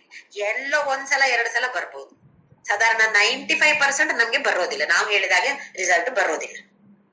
ಹಾಗಾದ್ರೆ ಬಾರದೇ ಇದ್ದಾಗ ದುಃಖವೇ ಅಲ್ವೇ ಅದು? ಎಷ್ಟೊಂದು ಕಷ್ಟ ಪಡ್ತೇವೆ ನಾವು. ಆ 5% ಸುಖ ಬರುತ್ತೆ, 95% ದುಃಖ ಅಂತ ಹೇಳಿದ್ರೆ, ಹಾಗಾದ್ರೆ ರಜೋಗುಣ ಪ್ರಧಾನವಾಗಿದ್ದಂತಹ ವ್ಯಕ್ತಿಗೆ ದುಃಖ. ಹಾಗೆಯೇ ಅಜ್ಞಾನಂ ತಮಸ ಫಲಂ. ತಮೋಗುಣ ಪ್ರಧಾನವಾಗಿದ್ದಂತಹ ವ್ಯಕ್ತಿಗೆ ಏನು ಫಲ? ಏನು ಫಲ ಇಲ್ಲ. ಅಜ್ಞಾನ. ಅಜ್ಞಾನ ಅಂತ ಹೇಳಿದ್ರೆ ಯಾವುದೂ ಗೊತ್ತಿಲ್ಲ ಅಂತಲೂ ಅಲ್ಲ, ಏನೋ ಸ್ವಲ್ಪ ಸ್ವಲ್ಪ ಊಟ ಮಾಡೋದೆಲ್ಲ ಗೊತ್ತಿರತ್ತೆ, ಅದಕ್ಕಿಂತ ಜಾಸ್ತಿ ಇನ್ನೇನು ಗೊತ್ತಿಲ್ಲ. ಊಟ ಮಾಡೋದು, ಮಲಗೋದು, ನಿದ್ದೆ ಮಾಡೋದು, ಹೇಳೋದು, ಇಷ್ಟೇ ಕೆಲಸ. ಬೇರೆ ಇನ್ನೇನು ಕೆಲಸ ಇಲ್ಲ. ಯಾರೋ ಮಾಡಿ ಹಾಕ್ತಾರೆ. ಅಲ್ಲಿ ಒಳ್ಳೆಯ ತಂದೆ ತಾಯರು ಸಿಕ್ಕಿದ್ರೆ ಅವ್ರು ಮಾಡಿ ಹಾಕ್ತಾರೆ, ದುಡ್ಡು ಮಾಡಿ ಇಟ್ಟಿರ್ತಾರೆ, ಬ್ಯಾಂಕಲ್ಲಿ ಬೇಕಾದಷ್ಟು ಇಟ್ಟಿರ್ತಾರೆ, ಅದನ್ನ ಸುಮ್ಮನೆ ಉಪಯೋಗಿಸೋದು ಮಾತ್ರ. ಈ ತಮೋಗುಣ ಪ್ರಧಾನವಾದಂತಹ ವ್ಯಕ್ತಿ ಅಜ್ಞಾನಿ ಆಗ್ಬಿಡುತ್ತಾನೆ. ಹಾಗೆ ಈ ಜನ್ಮದಲ್ಲಿ ಸತ್ವಗುಣ ವ್ಯಕ್ತಿಗೆ ಪುಣ್ಯ ಲಭಿಸುತ್ತೆ, ಅಥವಾ ಮಾಡಿದ ಎಲ್ಲ ಕೆಲಸವು ಒಳ್ಳೇದಾಗಿರತ್ತೆ. ಹಾಗೆಯೇ ಫಲವು ಕೂಡ ಪರಿಶುದ್ಧವಾದ ಫಲವನ್ನ ಅವನು ಪಡಿತಾನೆ. ರಜೋಗುಣ ಪ್ರಧಾನವಾಗಿದ್ದ ವ್ಯಕ್ತಿಗೆ ಈ ಜನ್ಮದಲ್ಲಿ ದುಃಖ ತಪ್ಪೋದಿಲ್ಲ. ಹಾಗೆಯೇ ತಮೋಗುಣ ಪ್ರಧಾನವಾದ ವ್ಯಕ್ತಿಗೆ ಅಜ್ಞಾನ. ಇದು ಈ ಜನ್ಮದಲ್ಲಿ ಸಿಗುವಂತಹ ಫಲ. ಮುಂದಿನ ಶ್ಲೋಕದಲ್ಲಿ ಮತ್ತೆ 14-15 ಏನ್ ಹೇಳಿದ್ನೋ ಅದನ್ನೇ ಭಗವಂತ 15 ಕೂಡ ಫಲವೇ ಹೇಳ್ತಾ ಇದ್ದಾನೆ. ಸತ್ವಾ ಸಂಜಾಯತೆ ಜ್ಞಾನಂ ರಜಸೋ ಲೋಭ ಏವ ಚ ಪ್ರಮಾದ ಮೋಹೌ ತಮಸೋ ಭವತೋ ಜ್ಞಾನಮೇವ ಚ. ಸತ್ವದಿಂದ ಏನ್ ಹುಟ್ಟಿಕೊಳ್ಳುತ್ತೆ? ಸತ್ವ ಸಂಜಾಯತೆ ಜ್ಞಾನಂ. ಮಾಡುವ ಕೆಲಸವು ಒಳ್ಳೆಯದು, ಪುಣ್ಯ ಲಭಿಸದೆ, ಹಾಗೆಯೇ ಜ್ಞಾನದ ಸಂಪಾದನೆ ಮಾಡ್ತಾ ಮಾಡ್ತಾ ಮಾಡ್ತಾ ಇರ್ತಾನೆ ಆ ಸತ್ವಗುಣ ಪ್ರಧಾನವಾಗಿರುವಂತಹ ವ್ಯಕ್ತಿ. ಹಾಗೆ ಅವನಿಗೆ ಏನ್ ಸಿಗತ್ತೆ ಈ ಜನ್ಮದಲ್ಲಿ? ಜ್ಞಾನ. ಎಷ್ಟರವರೆಗೆ ಜ್ಞಾನ ಸಿಗ್ಬೋದು? ಒಂದು ಲಿಮಿಟ್ ಅಂತ ಇದೆಯಾ ಹಾಗಾದ್ರೆ ಈ ಪ್ರಪಂಚದಲ್ಲಿ ಜ್ಞಾನಕ್ಕೆ? ಇದೆ, ಒಂದು ಲಿಮಿಟ್ ಇದೆ. ಯಾವ ಲಿಮಿಟ್ ಹೇಳಿ? ಅದು ಯಾವಾಗ ನಮಗೆ ಆತ್ಮಜ್ಞಾನ ಬರತ್ತೋ ಆಮೇಲೆ ಕಲಿತುಕೊಳ್ಳೋದಕ್ಕೆ ಏನೂ ಉಳಿಯೋದಿಲ್ಲ ಅಂತೆ ಹೀಗೆ ಹೇಳತ್ತೆ ನಮ್ಮ ಶಾಸ್ತ್ರಗಳು. ಇಲ್ಲ ಅಂದ್ರೆ ಕಲಿಯೋದು ಬೇಕಾದಷ್ಟಿದೆ, ಎಷ್ಟು ಕಲಿತರು ಖಂಡಿತವಾಗಿಯೂ ಮುಗಿಯೋದಿಲ್ಲ. ಅನ್ಲಿಮಿಟೆಡ್, ಅದು ಇನ್ಫೈನೈಟ್ ಅಂತ ಹೇಳ್ಬೋದು, ಅಷ್ಟಿದೆ. ಆದ್ರೆ ಈ ಒಂದು ಜ್ಞಾನ, ಆತ್ಮಜ್ಞಾನ ಬರುತ್ತೆ ನೋಡಿ, ಜೀವನ್ ಮುಕ್ತ ಆಗ್ತಾನೆ. ಹಾಗಾದಾಗ ಮತ್ತೆ ಕಲಿಯಕ್ಕೆ ಏನು ಉಳಿಯುವುದಿಲ್ಲ. ಈಗ ನಮ್ಗೆ ಉದಾಹರಣೆಗೆ ಶಿರಡಿ ಸಾಯಿಬಾಬಾ ಅಥವಾ ಭಗವಾನ್ ರಮಣ ಮಹರ್ಷಿ ಇವರೆಲ್ಲ ಇದ್ರು ನೋಡಿ, ಸಾಯಿ ಸಚ್ಚರಿತೆಯಲ್ಲೇ ಬರುತ್ತೆ. ಎಲ್ಲೂ ಹೊರಗಡೆ ಹೋದವರೇ ಅಲ್ಲ ಅಂತೆ ಸಾಯಿಬಾಬಾ. ಎಲ್ಲೋ ಹತ್ರ ಒಂದು ರಾತ, ಒಂದೆರಡು ನೀಮ್ಗಾಂವ್, ಇದೊಂದೆರಡು ಹತ್ತಿರದ ಗ್ರಾಮಗಳು ಬಿಟ್ಟೆ ಮಾತ್ರ ಎಲ್ಲಿಯೂ ಹೋದವರೇ ಅಲ್ಲ. ಆದ್ರೆ ಎಲ್ಲ ವಿಚಾರ ತಿಳಿದಿತ್ತು. ಯಾವ ರೈಲು ಯಾವಾಗ ಆಕ್ಸಿಡೆಂಟ್ ಆಗತ್ತೆ, ಎಲ್ಲಿ ಯಾರಿಗೆ ಏನಾಗತ್ತೆ ಎಲ್ಲವೂ ತಿಳಿದಿತ್ತು. ಭೂತ ಕಾಲದಲ್ಲಿ ನಡೆದಂತಹ ಘಟನೆಗಳು ಗೊತ್ತು, ಭವಿಷ್ಯತ್ ಕಾಲದಲ್ಲಿ ಆಗ ಹೋಗುವಂತಹ ಘಟನೆಗಳು ಅವರಿಗೆ ತಿಳಿದಿರುತ್ತೆ. ಇನ್ನೇನು ಜ್ಞಾನ ಬೇಕು? ಎಲ್ಲದರ ಬಗ್ಗೆ ಫ್ರೆಂಚ್, ಜರ್ಮನಿ ಎಲ್ಲ ಭಾಷೆಯು ಕೆಲವೊಂದ್ಸಲ ರಾತ್ರಿ ಕೇಳ್ತಾ ಇತ್ತಂತೆ ಸಾಯಿಬಾಬಾ ನಿದ್ದೆ ಮಾಡಿದ ರೂಮಿನಿಂದ. ಯಾರು ಮಾತಾಡ್ತಾ ಇದ್ದಿದ್ದು ಹಾಗಾದ್ರೆ? ಬಾಬನಿಗೆ ಗೊತ್ತಿತ್ತೇನು ಫ್ರೆಂಚ್, ಜರ್ಮನ್ ಎಲ್ಲ? ನೋಡಿ ಎಷ್ಟು ಕುತೂಹಲವಾಗಿದೆ, ನಮ್ಮಲ್ಲಿ ಆಸಕ್ತಿಯನ್ನು ಹುಟ್ಟಿಸುತ್ತೆ ಈ ತರದ ಕೆಲವು ವಿಚಾರಗಳು. ಹಾಗೆ ಇದಕ್ಕೆ ಜ್ಞಾನ ಸತ್ವಗುಣ ಪ್ರಧಾನವಾದ ವ್ಯಕ್ತಿಗೆ ಜ್ಞಾನ ಜಾಸ್ತಿ ಆಗ್ತಾ ಆಗ್ತಾ ಆಗ್ತಾ ಹೋಗುತ್ತೆ. ಹಾಗೆ ರಜಸೋ ಲೋಭ ಏವಚ, ರಜೋಗುಣ ಪ್ರಧಾನವಾಗಿದ್ದ ವ್ಯಕ್ತಿಗೆ ಯಾವ್ದು ಜಾಸ್ತಿ ಆಗತ್ತಂತೆ? ಭಗವಂತ ಹೇಳ್ತಿದ್ದಾನೆ ಲೋಭ. ಇನ್ನು ಬೇಕು, ಇನ್ನು ಬೇಕು, ಇನ್ನು ಬೇಕು. ಎಷ್ಟು ಮಾಡಿದ್ರು ತೃಪ್ತಿ ಅಂತ ಇಲ್ಲ. ಯಾಕೆ ತೃಪ್ತಿ ಇಲ್ಲ? ನನಗೋಸ್ಕರ ಯಾವತ್ತು ನಾನು ಮಾಡ್ತೀನೋ ಖಂಡಿತವಾಗಿ ಅಲ್ಲಿ ತೃಪ್ತಿ ಸಿಗೋದೇ ಇಲ್ಲ. ಸ್ವಲ್ಪ ಸಮಯ ಸಂತೋಷ ಸಿಗ್ಬೋದು, ಆಮೇಲೆ ಮತ್ತೆ ಅಸಂತೋಷ, ಮತ್ತೆ ತೃಪ್ತಿ ಇಲ್ಲದೆ ಆಗುವಂತಹದ್ದು. ಯಾವಾಗ ನನ್ನ ಸಮಯವನ್ನ, ನನ್ನ ಶಕ್ತಿಯನ್ನ, ಹಾಗೆಯೇ ನನ್ನ ಸ್ವಲ್ಪಗಾದ್ರೂ ದುಡ್ಡನ್ನ ಬೇರೆಯವರಿಗಾಗಿ ನಾವು ಉಪಯೋಗಿಸ್ತೇವೋ ಆಗ ಮಾತ್ರ ನಮಗೆ ಆ ತೃಪ್ತಿ ಸಿಗುವಂತಹದ್ದು. ಅಷ್ಟೊತ್ತಿಗೆ ನಮ್ಗೆ ಲೋಭ ಏನಾಗುತ್ತೆ? ಹಾಗಾದ್ರೆ ಖಂಡಿತವಾಗಿಯೂ ಸ್ವಲ್ಪ ಸ್ವಲ್ಪ ರಜೋಗುಣದಿಂದ ಸತ್ವಗುಣಕ್ಕೆ ನಾವು ಕಾಲ ಹಾಕ್ತಾ ಇದ್ದೇವೆ. ಹಾಗೆಯೇ ಪ್ರಮಾದ ಮೋಹೋ ತಮಸೋ ಅವತೋ ಅಜ್ಞಾನಂ ಏವಚ. ತಮೋಗುಣ ಪ್ರಧಾನವಾದ ವ್ಯಕ್ತಿಗೆ ಪ್ರಮಾದ, ಮೋಹ, ಅಜ್ಞಾನ ಇದು ಮೂರು ಕೂಡ ತಪ್ಪಿದ್ದಲ್ಲ. ಪ್ರಮಾದ ಅಂತ ಹೇಳಿದ್ರೆ ಬೇಜವಾಬ್ದಾರಿಯಾಗಿರೋದು ಅಥವಾ ಯಾವುದೇ ಕೆಲಸ ಮಾಡಿದ್ರು ಕೂಡ ತಪ್ಪಾಗಿ ಮಾಡುವಂತದ್ದು, ಇದೆಲ್ಲವೂ ಪ್ರಮಾದ. ಮೋಹ ಅಟ್ಯಾಚ್ಮೆಂಟ್. ಯಾವುದಕ್ಕೆ ಅಟ್ಯಾಚ್ಮೆಂಟ್? ಯಾವುದಕ್ಕೆ ಅಟ್ಯಾಚ್ಮೆಂಟ್ ಇರಬಾರ್ದು ಅದಕ್ಕೆಲ್ಲ ಅಟ್ಯಾಚ್ಮೆಂಟ್.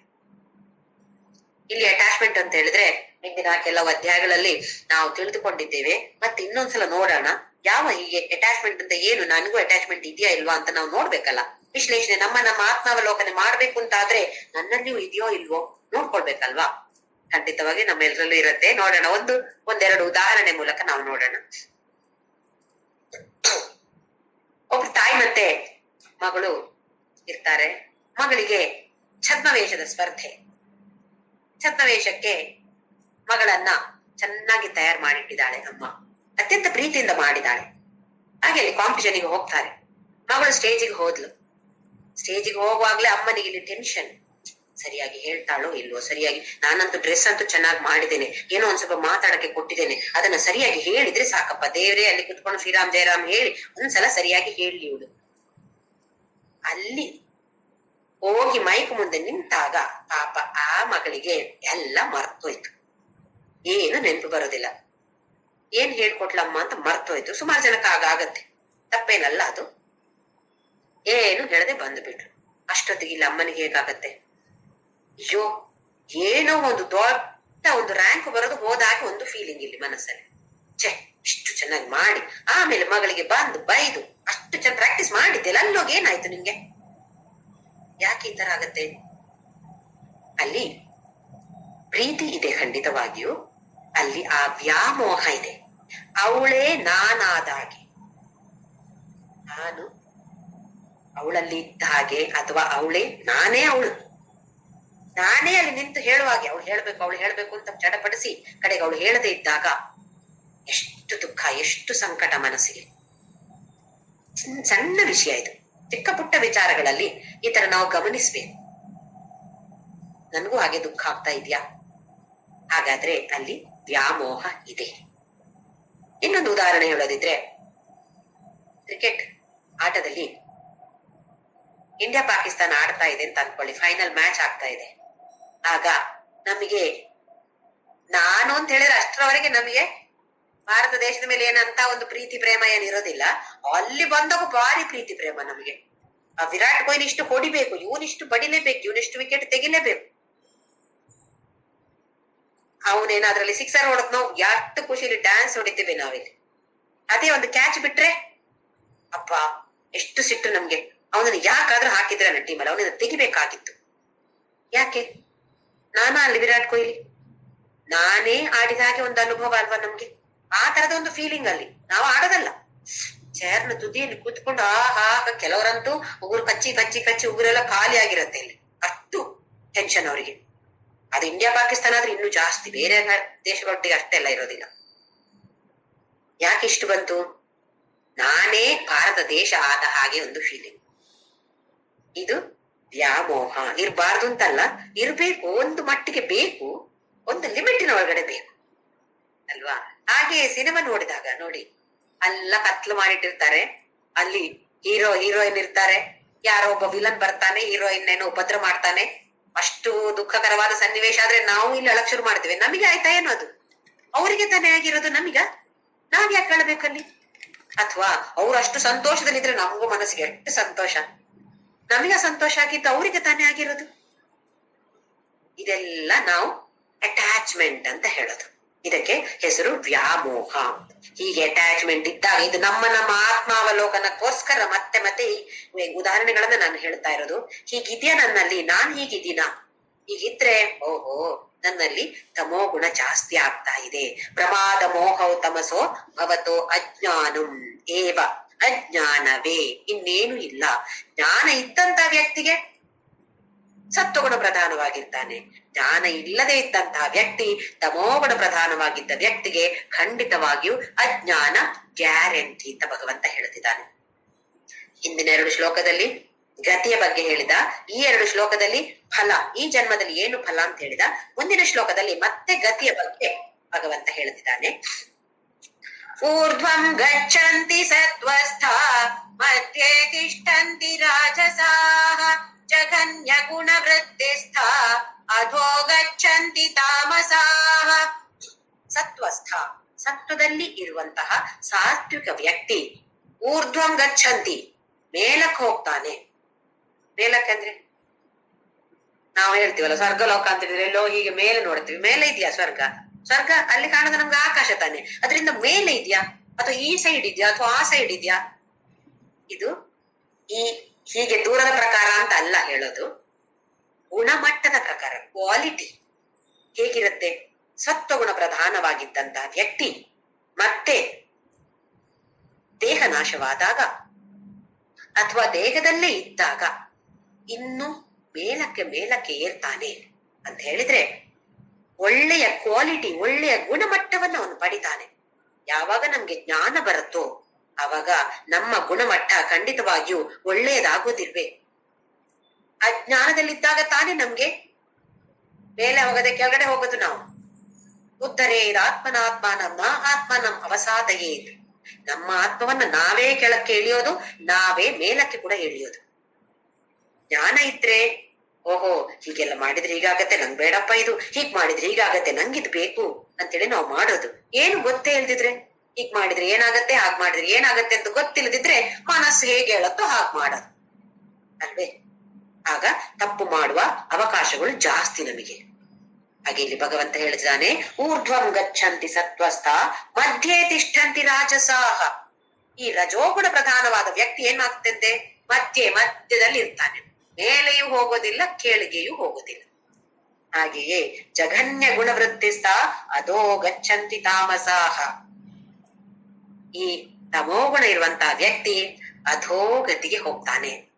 ಸತ್ವಗುಣವಿದ್ದಂತಹ ವ್ಯಕ್ತಿ ಊರ್ಧ್ವ ಮೇಲಕ್ಕೆ ಹೋಗ್ತಾನೆ, ತಮೋಗುಣ ಅದರ ಆಪೋಸಿಟ್ ಕೆಳಕ್ಕೆ ಹೋಗ್ತಾನೆ, ರಜೋಗುಣ ಮಧ್ಯದಲ್ಲಿ.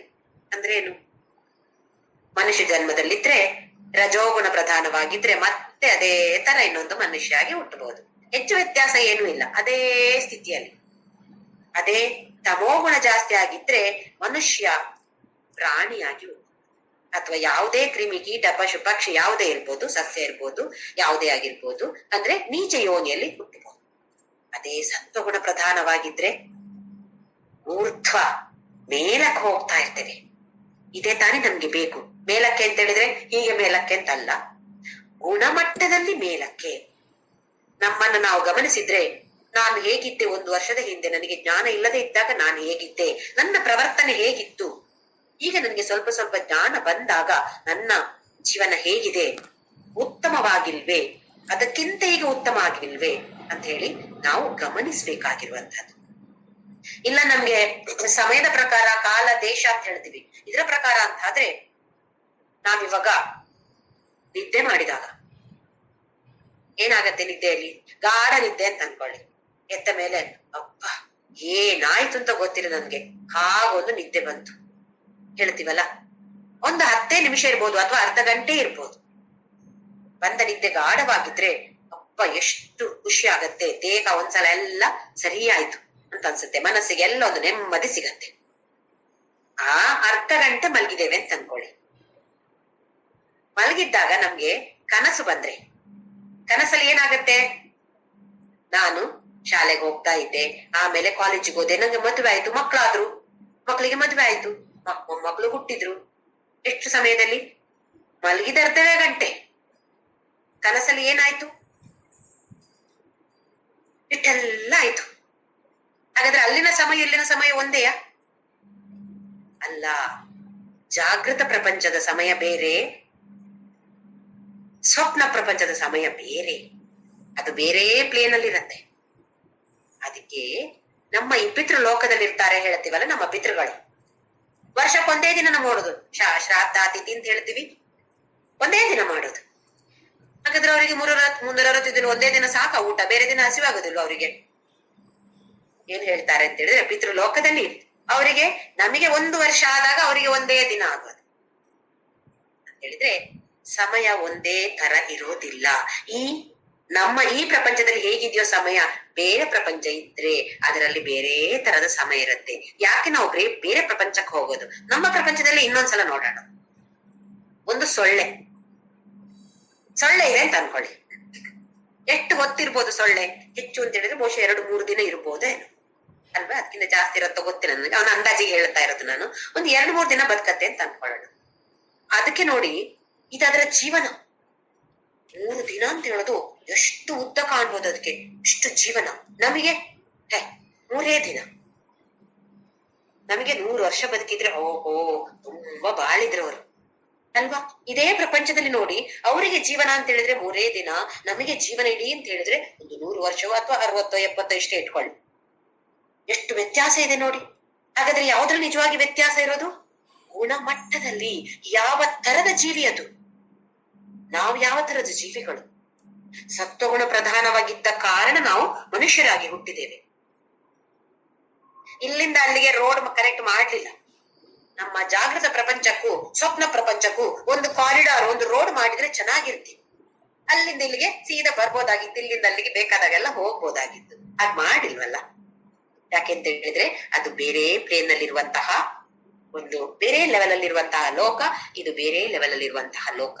ಹಾಗಾಗಿ ಭಗವಂತ ಇನ್ನು ಹೇಳ್ತಿದ್ದಾನೆ, ಏನ್ ಹೇಳ್ತಾನೆ, ನಮ್ಗೆ ಬೇರೆ ಲೋಕದ ಬಗ್ಗೆ ಆಲೋಚನೆ ಬೇಡ, ಆದ್ರೆ ನಮ್ಮ ಈ ಲೋಕದಲ್ಲಿ ಉತ್ತಮ ಗುಣಮಟ್ಟ ಈಗ ಇರುವಾಗ್ಲೂ ನಮ್ಮ ಜೀವನ ಇವತ್ತಿಗಿಂತ ನಾಳೆಗೆ ಉತ್ತಮವಾಗ್ಬೇಕು, ನಾಳೆಯಿಂದ ನಾಡಿದ್ದಿಗೆ ಉತ್ತಮವಾಗ್ಬೇಕು. ಹೇಗೆ ಉತ್ತಮ ಆಗತ್ತೆ? ಜ್ಞಾನ ಇದ್ರೆ ಅದನ್ನು ಉಪಯೋಗಿಸಿಕೊಂಡು ನಮ್ಮ ಜೀವನವನ್ನ ನಾವೇ ಉತ್ತಮ ಮಾಡಿಕೊಳ್ಳಬೇಕಾಗಿರುತ್ತೆ. ಅದಕ್ಕೆ ಊರ್ಧ್ವಂ ಗಚ್ಚಂತಿ ಸತ್ವಸ್ಥ. ಇಲ್ಲ, ಸತ್ತು ಹೋದ ಮೇಲೆ ಕೂಡ ಸತ್ವಗುಣ ಪ್ರಧಾನವಾಗಿದ್ರೆ ಮತ್ತೆ ಉತ್ತಮ ವಿಧಾಂ ಲೋಕಾನ್ ಅಮಲಾನ್ ಪ್ರತಿಪದ್ಯತೆ ಅಂತ ಹೇಳ್ದ. ಬದುಕಿರುವಾಗ್ಲೂ ಉತ್ತಮ ಗುಣವನ್ನ ಪಡಿತೇವೆ, ಹಾಗೆಯೇ ಸತ್ತು ಹೋದ ಮೇಲೆ ಕೂಡ ಉತ್ತಮ ಲೋಕವನ್ನ ಪಡಿತೇವೆ. ಉತ್ತಮ ತಂದೆ ತಾಯರು ಅಥವಾ ಆ ವಾತಾವರಣ, ಒಳ್ಳೆಯದಾದ ವಾತಾವರಣದಲ್ಲಿ ನಾವು ಹುಟ್ಟುತ್ತೇವೆ. ಹಾಗಾದ್ರೆ ನಮ್ಮ ಮುಂದಿನ ಜನ್ಮವನ್ನ ನಿರ್ಧಾರ ಮಾಡೋದು ಯಾರು? ಇದೇ 3 ಗುಣಗಳು. ನಮ್ಮ ಈ ಜೀವನವನ್ನು, ನಾಳೆಯ ಜೀವನ, ನನ್ನ ಈ ಜೀವನ ಹೇಗಿರುತ್ತೆ ಅಂತ ಹೇಳಿದನ್ನು ನಿರ್ಧಾರ ಮಾಡೋದು ಈ 3 ಗುಣಗಳು. ನನ್ನ ಮುಂದಿನ ಜನ್ಮ, ನಾನು ಎಲ್ಲಿ ಹುಟ್ಟುತ್ತೇನೆ, ಯಾವ ತರದ ತಂದೆ ತಾಯರು ನಂಗೆ ಸಿಗ್ತಾರೆ, ಯಾವ ತರದ ಯೋನಿಯಲ್ಲಿ ನಾನು ಹುಟ್ಟುತ್ತೇನೆ, ಯಾವ ತರದ ವಾತಾವರಣ ನನ್ಗೆ ಸಿಗತ್ತೆ ಅಂತ ಹೇಳೋದನ್ನ ನಿರ್ಧಾರ ಮಾಡುವಂಥದ್ದು ಇದೇ 3 ಗುಣಗಳು. ಇದರ ಬಗ್ಗೆ ತಿಳಿದುಕೊಂಡ್ರೆ ನಮ್ಮ ಮುಂದಿನ ಜೀವನ ಉತ್ತಮವಾಗಿ ಖಂಡಿತವಾಗಿಯೂ ನಾವೆಲ್ಲರೂ ಮಾಡಿಕೊಳ್ಬಹುದು. ಈ ಜನ್ಮದ ಮುಂದಿನ ಜೀವನವು, ಇದರ ನಂತರದ ಮುಂದಿನ ಪ್ರಯಾಣವೂ ಕೂಡ ಖಂಡಿತವಾಗಿಯೂ ಉತ್ತಮ ಆಗತ್ತೆ ಅಂತ ಹೇಳೋದನ್ನ ಭಗವಂತ ನಮ್ಗೆ ತಿಳಿಸಿಕೊಟ್ಟಿದ್ದಾನೆ. ಇನ್ನು ಮುಂದಿನ ಶ್ಲೋಕ 19 ಮತ್ತು 20ನೇ ಶ್ಲೋಕ, ಇದೆರಡು ಶ್ಲೋಕ ಈ ಅಧ್ಯಾಯದ ಅತ್ಯಂತ ಮುಖ್ಯವಾದ ಶ್ಲೋಕಗಳು. 19ನೇದು, ನಾಣ್ಯಂ ಗುಣೇಭ್ಯ ಕರ್ತಾರಂ ಯದಾ ದ್ರಷ್ಟಾನುಪಶ್ಯತಿ ಗುಣೇಭ್ಯಶ್ಚ ಪರಂ ವೇತ್ತಿ ಮದ್ಭಾವಂ ಸೋಧಿಗಚ್ಚತಿ. ಅನ್ಯ ಗುಣೇಭ್ಯ ಕರ್ತಾರಂ ಯದಾ ದ್ರಷ್ಟ ಅನುಪಶ್ಯತಿ. ಯಾರು ಹೀಗೆ ನೋಡ್ತಾರೋ, ಹೀಗೆ ನೋಡ್ತಾರೆ, ಮಾಡೋದೆಲ್ಲ ಬೇರೆ ಯಾರು ಅಲ್ಲ, ಈ ಗುಣಗಳೇ ಮಾಡ್ತಾ ಇರೋದು. ನಾವ್ ಹೇಳ್ತೀವಲ್ಲ ಭಗವಂತ ಮಾಡೋದು ಅಂತ ಹೇಳಿ. ಯಾರ್ ಮಾಡೋದು? ನಮ್ಮ ಗುಣಗಳೇ ಇದನ್ನೆಲ್ಲ ಮಾಡ್ತಾ ಇರೋದು. ಇದನ್ನ ಯಾರು ದ್ರಷ್ಟ ಅನುಪಶ್ಯತಿ, ಇದನ್ನ ನೋಡಿದವನು, ಅನುಪಶ್ಯತಿ ಅಂತ ಹೇಳಿದ್ರೆ, ಪಶ್ಯತಿ ಅಂತ ಹೇಳಿದ್ರೆ ನೋಡೋದು, ಅನುಪಶ್ಯತಿ ಅಂತ ಹೇಳಿದ್ರೆ ತಿಳಿದುಕೊಳ್ಳೋದು, ಸುಮ್ಮನೆ ಹೀಗೆ ಕಣ್ಣಲ್ಲಿ ನೋಡೋದಲ್ಲ, ತಿಳಿದುಕೊಳ್ಳುವಂಥದಕ್ಕೆ ಅನುಪಶ್ಯತಿ. ಗುಣೇಭ್ಯಶ್ಚ ಪರಂ ವೇತ್ತಿ ಮದ್ಭಾವಂ ಸ ಅಧಿಗಚ್ಚತಿ. ಯಾರು ಹೀಗೆ ತಿಳಿದುಕೊಳ್ತಾರೋ, ಗುಣಗಳೇ ಎಲ್ಲವನ್ನು ಮಾಡುವುದು ಅಂತೇಳಿ ಯಾರು ತಿಳಿದುಕೊಳ್ತಾರೋ ಅಂಥವನು ಗುಣೇಭ್ಯಶ್ಚ ಪರಂ ವೇತಿ, ಗುಣಗಳನ್ನೆಲ್ಲ ದಾಟಿ ಮೇಲಕ್ಕೆ ಹೋಗಿ ಸಹ ಅಂಥವನು ನನ್ನನ್ನು ಹೊಂದುತ್ತಾನೆ. ಅಧಿಗಚ್ಚತಿ, ನನ್ನ ಸ್ವರೂಪವನ್ನೇ ಅವನು ಪಡಿತಾನೆ. ಇದನ್ನೆಲ್ಲ ಮೀರಿ ಹೋಗೋದು ಅಂತ ಹೇಳಿದ್ರೆ ಏನು ಅಂತ ಒಂದ್ಸಲ ನೋಡೋಣ. ನಾವಿವಾಗ ಹೇಳ್ತೀವಲ್ಲ, ನೀವು ಕಾರ್ ಎಲ್ಲಿ ಪಾರ್ಕ್ ಮಾಡಿದ್ರಿ ಅಂತ ಹೇಳಿದ್ರೆ, ಅಲ್ಲೊಂದು ಹೋಟೆಲ್ ಇದೆಯಲ್ಲ, ಅದನ್ನ ದಾಟಿ, ಅದಕ್ಕಿಂತ ಮುಂದೆ ಅಲ್ಲಿ ಜಾಗ ಸಿಕ್ಲಿಲ್ಲ ನಂಗೆ, ಅಲ್ಲಿಂದ ದಾಟಿ ಹೋದ್ರೆ ಅಲ್ಲಿ ನಾನು ಕಾರ್ ಪಾರ್ಕ್ ಮಾಡಿದ್ದೇನೆ ಅಂತ ಹೇಳ್ತೀವಿ ನಾವು. ದಾಟಿ ಹೋದ್ರೆ, ಅಲ್ಲಿ ದಾಟಿ ಹೋದ್ರೆ ಅಂತ ಹೇಳಿದ್ರೆ ಆ ದೂರ, ಇಲ್ಲಿ ದೂರ ಅಲ್ಲ. ಇಲ್ಲಿ ದಾಟಿ ಹೋಗೋದು ಅಂತ ಹೇಳಿದ್ರೆ, ಮೀರಿ ಹೋಗೋದು ಅಂತ ಹೇಳಿದ್ರೆ, ಅತೀತವಾಗೋದು ಅಂತ ಹೇಳಿದ್ರೆ ಏನು ಅಂತ ಒಂದ್ಸಲ ನೋಡೋಣ. ನಾವೀಗ ಪುರುಷ ಅಂದ್ರೆ ಏನು, ಪ್ರಕೃತಿ ಅಂದ್ರೆ ಏನು, ಕ್ಷೇತ್ರಜ್ಞ, ಕ್ಷೇತ್ರ ಇದೆಲ್ಲ ಒಂದೇ. ಹಾಗೆಯೇ ಅದಕ್ಕೆ ಇನ್ನೊಂದು ಹೆಸರು ಕೊಡ್ಬೋದು, ಸಾಕ್ಷಿ ಚೈತನ್ಯ ಅಥವಾ ಆತ್ಮ ಅಂತ ಹೇಳ್ಬೋದು. ಪ್ರಕೃತಿಗೆ ಅನಾತ್ಮ, ಒಂದು ಆತ್ಮ, ಇನ್ನೊಂದು ಅನಾತ್ಮ. ಹೇಗೆ ಕ್ಷೇತ್ರಜ್ಞ, ಕ್ಷೇತ್ರ ಹೇಳಿದೆವೋ ಹಾಗೆ ಈಗ ಆತ್ಮ ಮತ್ತೆ ಅನಾತ್ಮ, ಪುರುಷ ಮತ್ತೆ ಪ್ರಕೃತಿ. ಈ ಗುಣಗಳಿರೋದು ಪ್ರಕೃತಿಗೆ ಅಂತ ಗೊತ್ತಾಗಿದೆ ಅಥವಾ ಅನಾತ್ಮಕ್ಕೆ ಅಂತ ಗೊತ್ತಾಗಿದೆ. ಇದು ತಿಳಿದುಕೊಂಡಿದ್ದೇವೆ ನಾವು 13ನೇ ಅಧ್ಯಾಯದಲ್ಲಿ. ಗುಣಗಳಿರೋದು ಯಾರಿಗೆ? ಪ್ರಕೃತಿಗೆ ಮಾತ್ರ. ಪುರುಷ ಅಥವಾ ಆತ್ಮ ಅಂತ ಹೇಳೋದು ನಿರ್ಗುಣ, ಯಾವ ಗುಣವೂ ಇಲ್ಲ. ಇದನ್ನ ಮತ್ತೆ ಒತ್ತಿ ಹೇಳ್ತೇನೆ. ಈ ಕ್ಷೇತ್ರಜ್ಞ, ಆತ್ಮ, ಪುರುಷ ಅಂತ ಹೇಳೋದಕ್ಕೆ ನಿರ್ಗುಣ, ಯಾವ ಗುಣವೂ ಇಲ್ಲ. ಹಾಗೆ ಪ್ರಕೃತಿ ಅಂತ ಹೇಳೋದು, ಇಲ್ಲಿ ಯಾವುದು ಪ್ರಕೃತಿ ನಮ್ಗೆ? ನಮ್ಮ ದೇಹ, ಮನಸ್ಸು, ಬುದ್ಧಿ, ಇಂದ್ರಿಯಗಳು ಎಲ್ಲವೂ ಪ್ರಕೃತಿ. ಇದೆಲ್ಲವೂ ಸಗುಣ, ಗುಣ ಇರುವಂತದ್ದು. ಯಾವ ಗುಣಗಳು? ಸತ್ವ, ರಜ, ತಮ, ಇನ್ನು ಬೇರೆ ಯಾವ್ದಲ್ಲ. ಇದು 3 ಗುಣಗಳು ಖಂಡಿತವಾಗಿ ಇರುವಂತದ್ದು ನಮ್ಮ ದೇಹ, ಮನಸ್ಸು, ಬುದ್ಧಿ, ಇಂದ್ರಿಯ ಎಲ್ಲವೂ ಕೂಡ. ಪ್ರಕೃತಿ ಸಗುಣ, ಪುರುಷ ಅಥವಾ ಆತ್ಮ ನಿರ್ಗುಣ. ಈಗ ನಾವೇನ್ ಮಾಡ್ಬೇಕಾಗಿದೆ? ಇದನ್ನ ದಾಟಿ ಹೋಗ್ಬೇಕು ಅಂತ ಭಗವಂತ ಹೇಳ್ತಾನೆ ಅಂದ್ರೆ, ನಮ್ಮನ್ನ ನಾವು ಗುರುತಿಸಿಕೊಳ್ಳುವಂತದ್ದನ್ನ ನಾವು ಬದಲಾಯಿಸಿಕೊಳ್ಬೇಕು. ನಮ್ಮನ್ನ ನಾವು ಯಾವುದರ ಜೊತೆ ಗುರುತಿಸಿಕೊಳ್ತಾ ಇದ್ದೇವೆ? ಜ್ಯೋತಿ ಅಂದ್ರೆ ಈ ದೇಹ, ಹೀಗಿದೆ ಹೀಗಿದೆ ಹೀಗಿದೆ ಹೀಗಿದೆ ಅಂತ ಹೇಳಿ. ಯಾರು ಕೇಳಿದ್ರೆ ಹೇಗಿದ್ದಾರೆ ಆ ಮನುಷ್ಯ, ಹೇಗಿದ್ದಾರೆ ನೋಡಕ್ಕೆ ಅಂತ ನಾವು ಹೇಳ್ತೀವಲ್ಲ.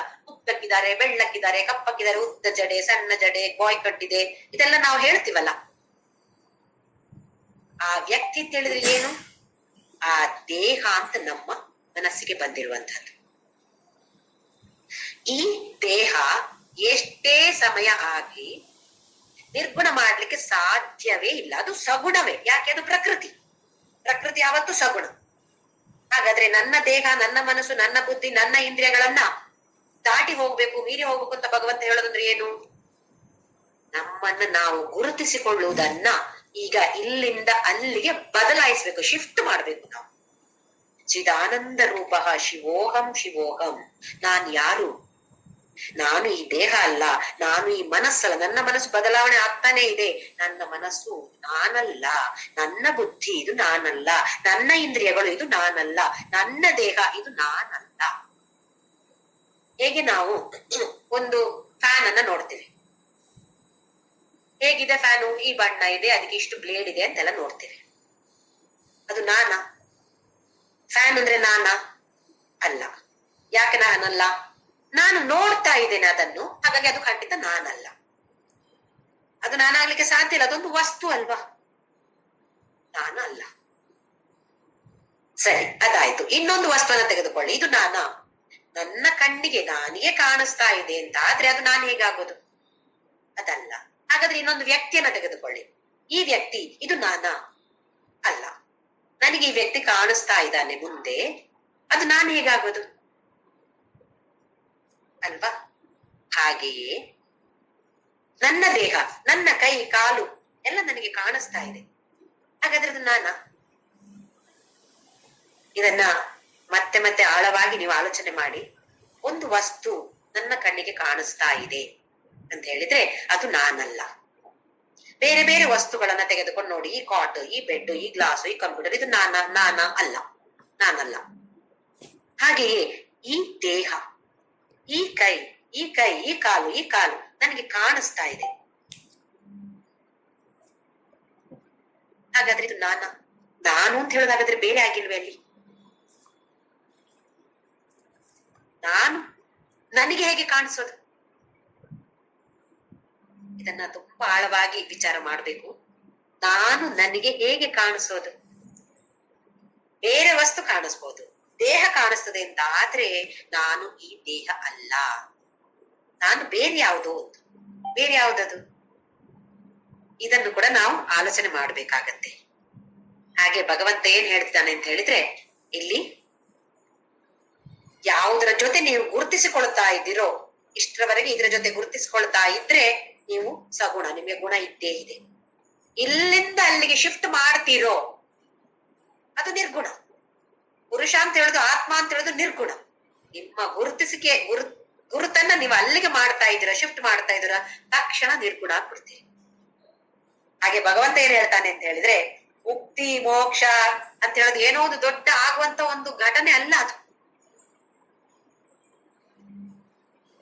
ಪ್ರಕೃತಿ ಸಗುಣ, ಇದನ್ನ ನಿರ್ಗುಣ ಮಾಡ್ಲಿಕ್ಕೆ ಚಾನ್ಸೇ ಇಲ್ಲ, ಸಾಧ್ಯವೇ ಇಲ್ಲ. ನಾನು ನಿರ್ಗುಣ ಆಗ್ಬೇಕು, ನಾನು ನಿರ್ಗುಣ ಆಗ್ಬೇಕು, ಸಾಧ್ಯವೇ ಇಲ್ಲ.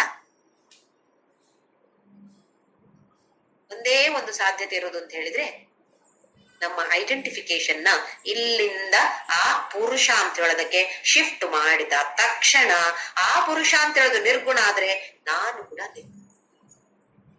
ಅದನ್ನ ನಿರ್ಗುಣ ಮಾಡೋದಂತೇನಿಲ್ಲ, ಅದು ನಿರ್ಗುಣವೇ, ಮೊದಲಿಂದಲೇ ನಿರ್ಗುಣ ಆಗಿರತ್ತೆ. ಇವಾಗ ನಾವು ನಿರ್ಗುಣ ಮಾಡೋದೇನಿಲ್ಲ ಪುರುಷನನ್ನು. ಪ್ರಕೃತಿ ಮಾಡ್ಲಿಕ್ಕೆ ಸಾಧ್ಯ ಇಲ್ಲ. ಅರ್ಥ ಆಗ್ತಾ ಇದೆ ಅಂತ ಅನ್ಕೊಳ್ತಾ ಇದ್ದೇನೆ. ಪುರುಷನನ್ನು ನಿರ್ಗುಣ ಮಾಡ್ಲಿಕ್ಕೆ ಸಾಧ್ಯ ಇಲ್ಲ, ಯಾಕಂದ್ರೆ ನಿರ್ಗುಣವೇ. ನಿರ್ಗುಣ ಇದ್ದಾಗ ನಾವೇನ್ ಮಾಡೋದು? ಹಾಗಾಗಿ ಪುರುಷ ಯಾವತ್ತು ನಿರ್ಗುಣವಾಗಿಯೇ ಇರುತ್ತೆ. ಹಾಗಾಗಿ ನಾವು ನಿರ್ಗುಣ ಮಾಡ್ಲಿಕ್ಕೆ ಅಂತ ಏನೂ ಇಲ್ಲ. ಹಾಗೆ ಪ್ರಕೃತಿ ನಿರ್ಗುಣ ಮಾಡ್ಲಿಕ್ಕೆ ಸಾಧ್ಯವೇ ಇಲ್ಲ, ಯಾಕೆಂದ್ರೆ ಪ್ರಕೃತಿ ಯಾವಾಗ್ಲೂ ಸಗುಣ. ಹಾಗಾದ್ರೆ ನಿರ್ಗುಣ ಇದನ್ನೆಲ್ಲ ಮೀರಿ ಮುಂದಕ್ಕೆ ಹೋಗ್ಬೇಕು. ಅಥವಾ ಯಾರು ನಾಣ್ಯ ಗುಣೇಭ್ಯ ಕರ್ತಾರ ಯದಾ ದ್ರಷ್ಟಾನುಪಶ್ಯತಿ ಅಂತ ಭಗವಂತ ಹೇಳೋದು ಅಂತ ಹೇಳಿದ್ರೆ, ಯಾವಾಗ ಇದೆಲ್ಲವೂ, ಈ ದೇಹ ಅಂದ್ರೆ ಏನು, ಮತ್ತೆ ಪ್ರಕೃತಿ ತಾನೆ, ಮತ್ತೆ ಈ ಮೂರು ಗುಣ ತಾನೆ. ನಾನು ಒಳ್ಳೆ ಕೆಲಸ ಮಾಡಿದೆ, ಯಾರು ಮಾಡಿದ್ದು? ಸತ್ತು ಗುಣ ಮಾಡಿರುವಂತಹದ್ದು. ನಾನು ಕೆಟ್ಟ ಕೆಲಸ ಮಾಡಿದೆ, ಯಾರು ಮಾಡಿದ್ದು? ತಮೋಗುಣ ಮಾಡಿರುವಂತಹದ್ದು. ನಾನು ಇಂಥ ಕೆಲಸ ಮಾಡಿದೆ, ಯಾರು ಮಾಡಿದ್ದು? ರಜೋಗುಣ ಮಾಡಿರೋದು, ನಾನಾ ಮಾಡಿರೋದು. ಇದನ್ನ ಅದಕ್ಕೆ ಹೇಳಿದ್ದು ಈ 2 ಶ್ಲೋಕಗಳು ಅತ್ಯಂತ ಮುಖ್ಯವಾದ, ಈ ಅಧ್ಯಾಯದ 2 ಅತ್ಯಂತ ಮುಖ್ಯವಾದ ಶ್ಲೋಕಗಳು. ಯಾರು ಹೀಗೆ ತಿಳಿದುಕೊಳ್ತಾರೋ, ನಾ ಅನ್ಯಂ ಗುಣೇಭ್ಯ ಕರ್ತ, ಇನ್ನು ಬೇರೆ ಯಾರು ಇಲ್ಲ. ಗುಣವನ್ನ ಬಿಟ್ರೆ ಬೇರೆ ಯಾರು ಇಲ್ಲ ಕರ್ತಾರ, ಮಾಡುವಂತ ಕರ್ತ. ಗುಣಗಳು ಮಾತ್ರ ಮಾಡುವಂತದ್ದು. ಯಾರು ಹೀಗೆ ತಿಳಿದುಕೊಳ್ತಾರೋ, ಗೊತ್ತಾದ ತಕ್ಷಣ ಗುಣೇಭ್ಯಶ್ಚ ಪರಂ, ಅದರಿಂದ ಮೇಲಕ್ಕೆ. ಮೇಲಕ್ಕೆ ಅಂತ ಹೇಳಿದ್ರೇನು? ಅದೇ ಪುರುಷ. ಆ ಪುರುಷನನ್ನು ಅರಿತುಕೊಂಡ ತಕ್ಷಣ ಮದ್ಭಾವಂ ಸ ಅಧಿಗಚ್ಚತೆ, ನನ್ನ ಭಾವವನ್ನೇ, ನನ್ನ ಸ್ವರೂಪವನ್ನೇ ಅವನು ಪಡಿತಾನೆ. ಪುರುಷನಿಗೆ ಆತ್ಮಶತಕದಲ್ಲಿ ಬರುವಾಗೆ ನ ಪುಣ್ಯಂ ನ ಪಾಪಂ ನ ಸೌಖ್ಯಂ ನ ದುಃಖಂ, ಎಲ್ಲವೂ ಯಾವುದಿದೆ? ಪುಣ್ಯ ಇಲ್ಲ, ಪಾಪ ಇಲ್ಲ, ಏನೂ ಇಲ್ಲ ಪುರುಷನಿಗೆ. ಪುಣ್ಯ ಪಾಪ ಇದ್ರೆ ತಾನೇ ಈ ಪ್ರಾಬ್ಲಮ್ ಎಲ್ಲ ಬರೋದು, ಅದಿಲ್ವೇ ಇಲ್ಲಲ್ಲ. ದೇಹಕ್ಕೆ, ಪ್ರಕೃತಿಗೆ ಸಗುಣ, ಪುರುಷ ನಿರ್ಗುಣ. ಅವನನ್ನು ನಿರ್ಗುಣ, ಅವನು ಅಂತ ಹೇಳಿದ್ರೆ ಅದು ಯಾವುದೇ ಲಿಂಗವನ್ನು ಉಪಯೋಗಿಸಬಹುದು. ಪುರುಷನನ್ನು ನಿರ್ಗುಣ ಮಾಡೋದಕ್ಕಲ್ಲ, ನಿರ್ಗುಣವೇ ಆಗಿರೋದು. ಹಾಗೆಯೇ ಪ್ರಕೃತಿಯನ್ನ ನಿರ್ಗುಣ ಮಾಡ್ಲಿಕ್ಕೆ ಸಾಧ್ಯ ಇಲ್ಲ, ಯಾಕೆಂದ್ರೆ ಅದು ಸಗುಣವೇ. ಹಾಗಾದ್ರೆ ಒಂದೇ ಒಂದು ನಮ್ಗೆ ಇರುವಂತಹದ್ದು, ಮಾಡ್ಲಿಕ್ಕಿರುವಂತದ್ದು ಒಂದೇ ಒಂದು ಕೆಲಸ. ನಾನು ಈ ದೇಹ ಅಲ್ಲ, ನಾನು ಈ ಮನಸ್ಸಲ್ಲ, ನಾನು ಈ ಬುದ್ಧಿ ಅಲ್ಲ, ನಾನು ಈ ಇಂದ್ರಿಯಗಳು ಕೂಡ ಅಲ್ಲ. ಮನೋಬುದ್ಧಿ ಅಹಂಕಾರ ಚಿತ್ತಾನಿ ನಾಹಂ. ನಮ್ಮ ಆತ್ಮಶತಕದಲ್ಲಿ ಬರುವಂತದ್ದು ಎಲ್ಲವೂ ಇದೇ ಅರ್ಥ. ಹಾಗಾದ್ರೆ ನಾನು ಯಾರು? ಚಿದಾನಂದ ರೂಪ ಶಿವೋಹಂ ಶಿವೋಹಂ. ಆ ಪುರುಷ ನಾನು, ಚಿತ್ ಸತ್ ಚಿತ್ ಆನಂದವಾಗಿರುವಂತಹ ಮಂಗಲಮಯವಾದದ್ದು ನಾನು, ಅದು ಆ ಆತ್ಮ ನಾನು. ಹಾಗೆ ಭಗವಂತ ಈ ಶ್ಲೋಕದಲ್ಲಿ ನಮ್ಗೆ ಅತ್ಯಂತ ಅದ್ಭುತವಾಗಿ ಹೇಳ್ತಾ ಇದ್ದಾನೆ. ಇನ್ನೊಂದು ಉದಾಹರಣೆ ನಾನು ಹೇಳೋದಿದ್ರೆ, ಈ ವ್ಯವಹಾರಕ್ಕೆ, ಲೋಕದಲ್ಲಿ ವ್ಯವಹಾರಕ್ಕೆ ಈ ದೇಹ ಬೇಕೇ ಬೇಕು. ಯಾರಾದ್ರೀಗ ಯಾವ್ದೋ ಬ್ಯಾಂಕ್ ಅಲ್ಲಿ ಫಾರ್ಮ್ ಕೊಟ್ಟು ಡೇಟ್ ಆಫ್ ಬರ್ತ್ ಹೇಳಿ, ನಾನು ಹುಟ್ಲೇ ಇಲ್ಲ, ನನಗೆ ಇದು ಏನು ವಿದೇಹ ಮುಕ್ತಿ ಸಿಕ್ಕಿದೆ, ಜೀವನ್ ಮುಕ್ತಿ ಸಿಕ್ಕಿದೆ, ನಾನು ಹುಟ್ಲೇ ಇಲ್ಲ, ನಾನು ಸಾಯೋದು ಇಲ್ಲ, ನನಗೆ ಅದು ಯಾವ್ದು ಇಲ್ಲ ಅಂತ ಹೇಳಕ್ ಆಗುದಿಲ್ಲ. ಲೋಕದ ವ್ಯವಹಾರಕ್ಕೆ ಸರ್ವಥಾ ವರ್ತಮಾನೋಪಿ, ವರ್ತಮಾನದಲ್ಲಿ ಬದುಕು, ಹೇಗಿದ್ಯೋ ಅದರಲ್ಲಿ ಅದೇ ಜೀವನ ನಡೆಸು. ಹಾಗೆ ಇಲ್ಲಿ ಹೇಗಿದ್ದೀವೋ ಹಾಗೆ ಬದುಕಲೇಬೇಕಾಗತ್ತೆ. ಲೋಕದ ವ್ಯವಹಾರಕ್ಕೆ ನಮ್ಮನ್ನ ನಾವು ಈ ದೇಹದ ಜೊತೆ ಗುರುತಿಸಿಕೊಳ್ಬೇಕಾಗತ್ತೆ. ಲೋಕ ವ್ಯವಹಾರಕ್ಕೆ ಮಾತ್ರ. ಆ ಲೋಕದಲ್ಲಿ ವ್ಯವಹಾರ ಮಾಡಿದಾಗ್ಲೂ ಮನಸ್ಸಿನ ಹಿಂದೆ ಇರ್ಬೇಕು, ನಾನು ಈ ದೇಹ ಅಲ್ಲ. ಹೇಗೆ ನಾವೊಂದು ಕನ್ನಡಕ ಹಾಕೊಳ್ತೇವೆ ನೋಡಿ, ಯಾಕೆ? ಕಣ್ಣ ದೃಷ್ಟಿ ಮಂಜಾಗಿರತ್ತೆ, ಕಾಣಿಸೋದಿಲ್ಲ, ಪುಸ್ತಕ ಓದಕ್ಕ ಆಗೋದಿಲ್ಲ. ಪುಸ್ತಕ ಓದುವಾಗ ಕನ್ನಡಕ ಹಾಕಿ ಮತ್ತೆ ಪುಸ್ತಕ ಮುಚ್ಚಿ ಇನ್ನು ಬೇರೆ ಕೆಲಸಕ್ಕೆ ಪರವಾಗಿಲ್ಲ, ಕಾಣಿಸುತ್ತೆ ಅಂತ ಆದ್ರೆ ಕನ್ನಡಕ ತೆಗೆದು ಸೈಡಲ್ಲಿ ಇಟ್ಟಿರ್ತೇವೆ. ಕನ್ನಡಕ ಸೈಡಲ್ಲಿ ತೆಗೆದಿಟ್ಟಾಗ ನಾನು ಅಲ್ಲೇ ಇದ್ದೇನಲ್ವಾ, ಆ ವ್ಯಕ್ತಿ ಅಲ್ಲೇ ಇದ್ದೆ ಅಲ್ವಾ? ಕನ್ನಡಕ ಮಾತ್ರ ಸೈಡಿಗೆ ಹೋಗಿರೋದು, ವ್ಯಕ್ತಿ ಅಲ್ಲೇ ಇದ್ದಾನೆ. ಹಾಗೆಯೇ ನಾನು ಅಂತ ಹೇಳುದು ಈ ಆತ್ಮ ಈ ಲೋಕದ ವ್ಯವಹಾರಕ್ಕಾಗಿ ಈ ದೇಹವನ್ನ ನನಗೆ ಸ್ವಲ್ಪ ಸಮಯಕ್ಕೆ ಆಗಿ ಭಗವಂತ ಕರುಣಿಸಿದ್ದಾನೆ. ಇದನ್ನ ಸರಿಯಾಗಿ ಉಪಯೋಗಿಸಿಕೊಂಡು ಒಳ್ಳೆಯ ವಾಹನವನ್ನ ನಮ್ಗೆ ಭಗವಂತ ಕರುಣಿಸಿದ್ದಾನೆ. ಇದನ್ನ ಉತ್ತಮವಾದ ರೀತಿಯಲ್ಲಿ ನಡೆಸುವಂತಹದ್ದು ನಮ್ಮ ಕರ್ತವ್ಯ. ಇದನ್ನ ನಡೆಸಿ ಮುಂದಕ್ಕೆ ಸಾಗಿ ಸ್ವಲ್ಪ ಸಮಯ ಆದ ಮೇಲೆ ಈ ದೇಹ ನಾಶ ಆಗಿ ಹೋಗತ್ತೆ. ಯಾಕೆಂದ್ರೆ ನಮ್ಗೆ ಗೊತ್ತಿದೆ, ಪ್ರಕೃತಿಯಲ್ಲಿ ಯಾವುದಿದೆಯೋ ಎಲ್ಲವೂ ನಾಶವಾಗುತ್ತೆ. ನಾನು ಆತ್ಮ ಅಂತ ಹೇಳೋದು ಶಾಶ್ವತವಾಗಿರತ್ತೆ. ಹೋಗ್ಲಿ, ಈ ದೇಹ ಹೋಗ್ಲಿ, ಇನ್ನೊಂದು ದೇಹ ಬರುತ್ತೆ, ನನಗೆ ಒಳ್ಳೆಯ ದೇಹ ಬರುತ್ತೆ. ಯಾವಾಗ? ಸತ್ವಗುಣ ಪ್ರಧಾನವಾಗಿದ್ದಾಗ ಮಾತ್ರ. ಇಲ್ಲದಿದ್ರೆ ಮೂಢ ಯೋನಿಯಲ್ಲಿ ಹೋಗ್ಬೋದು. ಸತ್ವಗುಣ ಯಾವಾಗ ನಮ್ಗೆ ಪ್ರಧಾನವಾಗಿರ್ಬೇಕು? 24 ಗಂಟೆ ಪ್ರಧಾನವಾಗಿರ್ಬೇಕು. ಯಾಕೆ? ಯಾವಾಗ ನಾನು ಠಮ್ಮ ಅಂತ ಸತ್ತು ಹೋಗ್ತೇನೋ ಯಾರಿಗ್ ಗೊತ್ತು?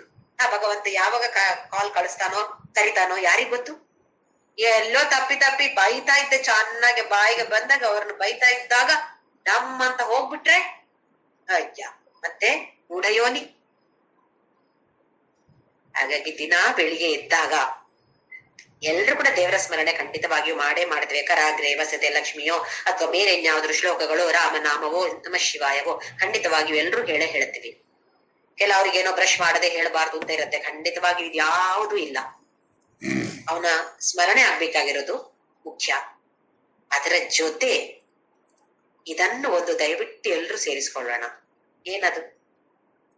ಅಹಂ ಬ್ರಹ್ಮಾಸ್ಮಿ ಅಂತ ಹೇಳುವ ಅರ್ಥ ಬರುವಂತ ಚಿದಾನಂದ ರೂಪ ಶಿವೋಹಂ ಶಿವೋಹಂ. ಸಂಸ್ಕೃತ ಶ್ಲೋಕ ಹೇಳಬೇಕು ಅಂತ ಇಲ್ಲ, ಮನಸ್ಸಿನಲ್ಲಿಯೇ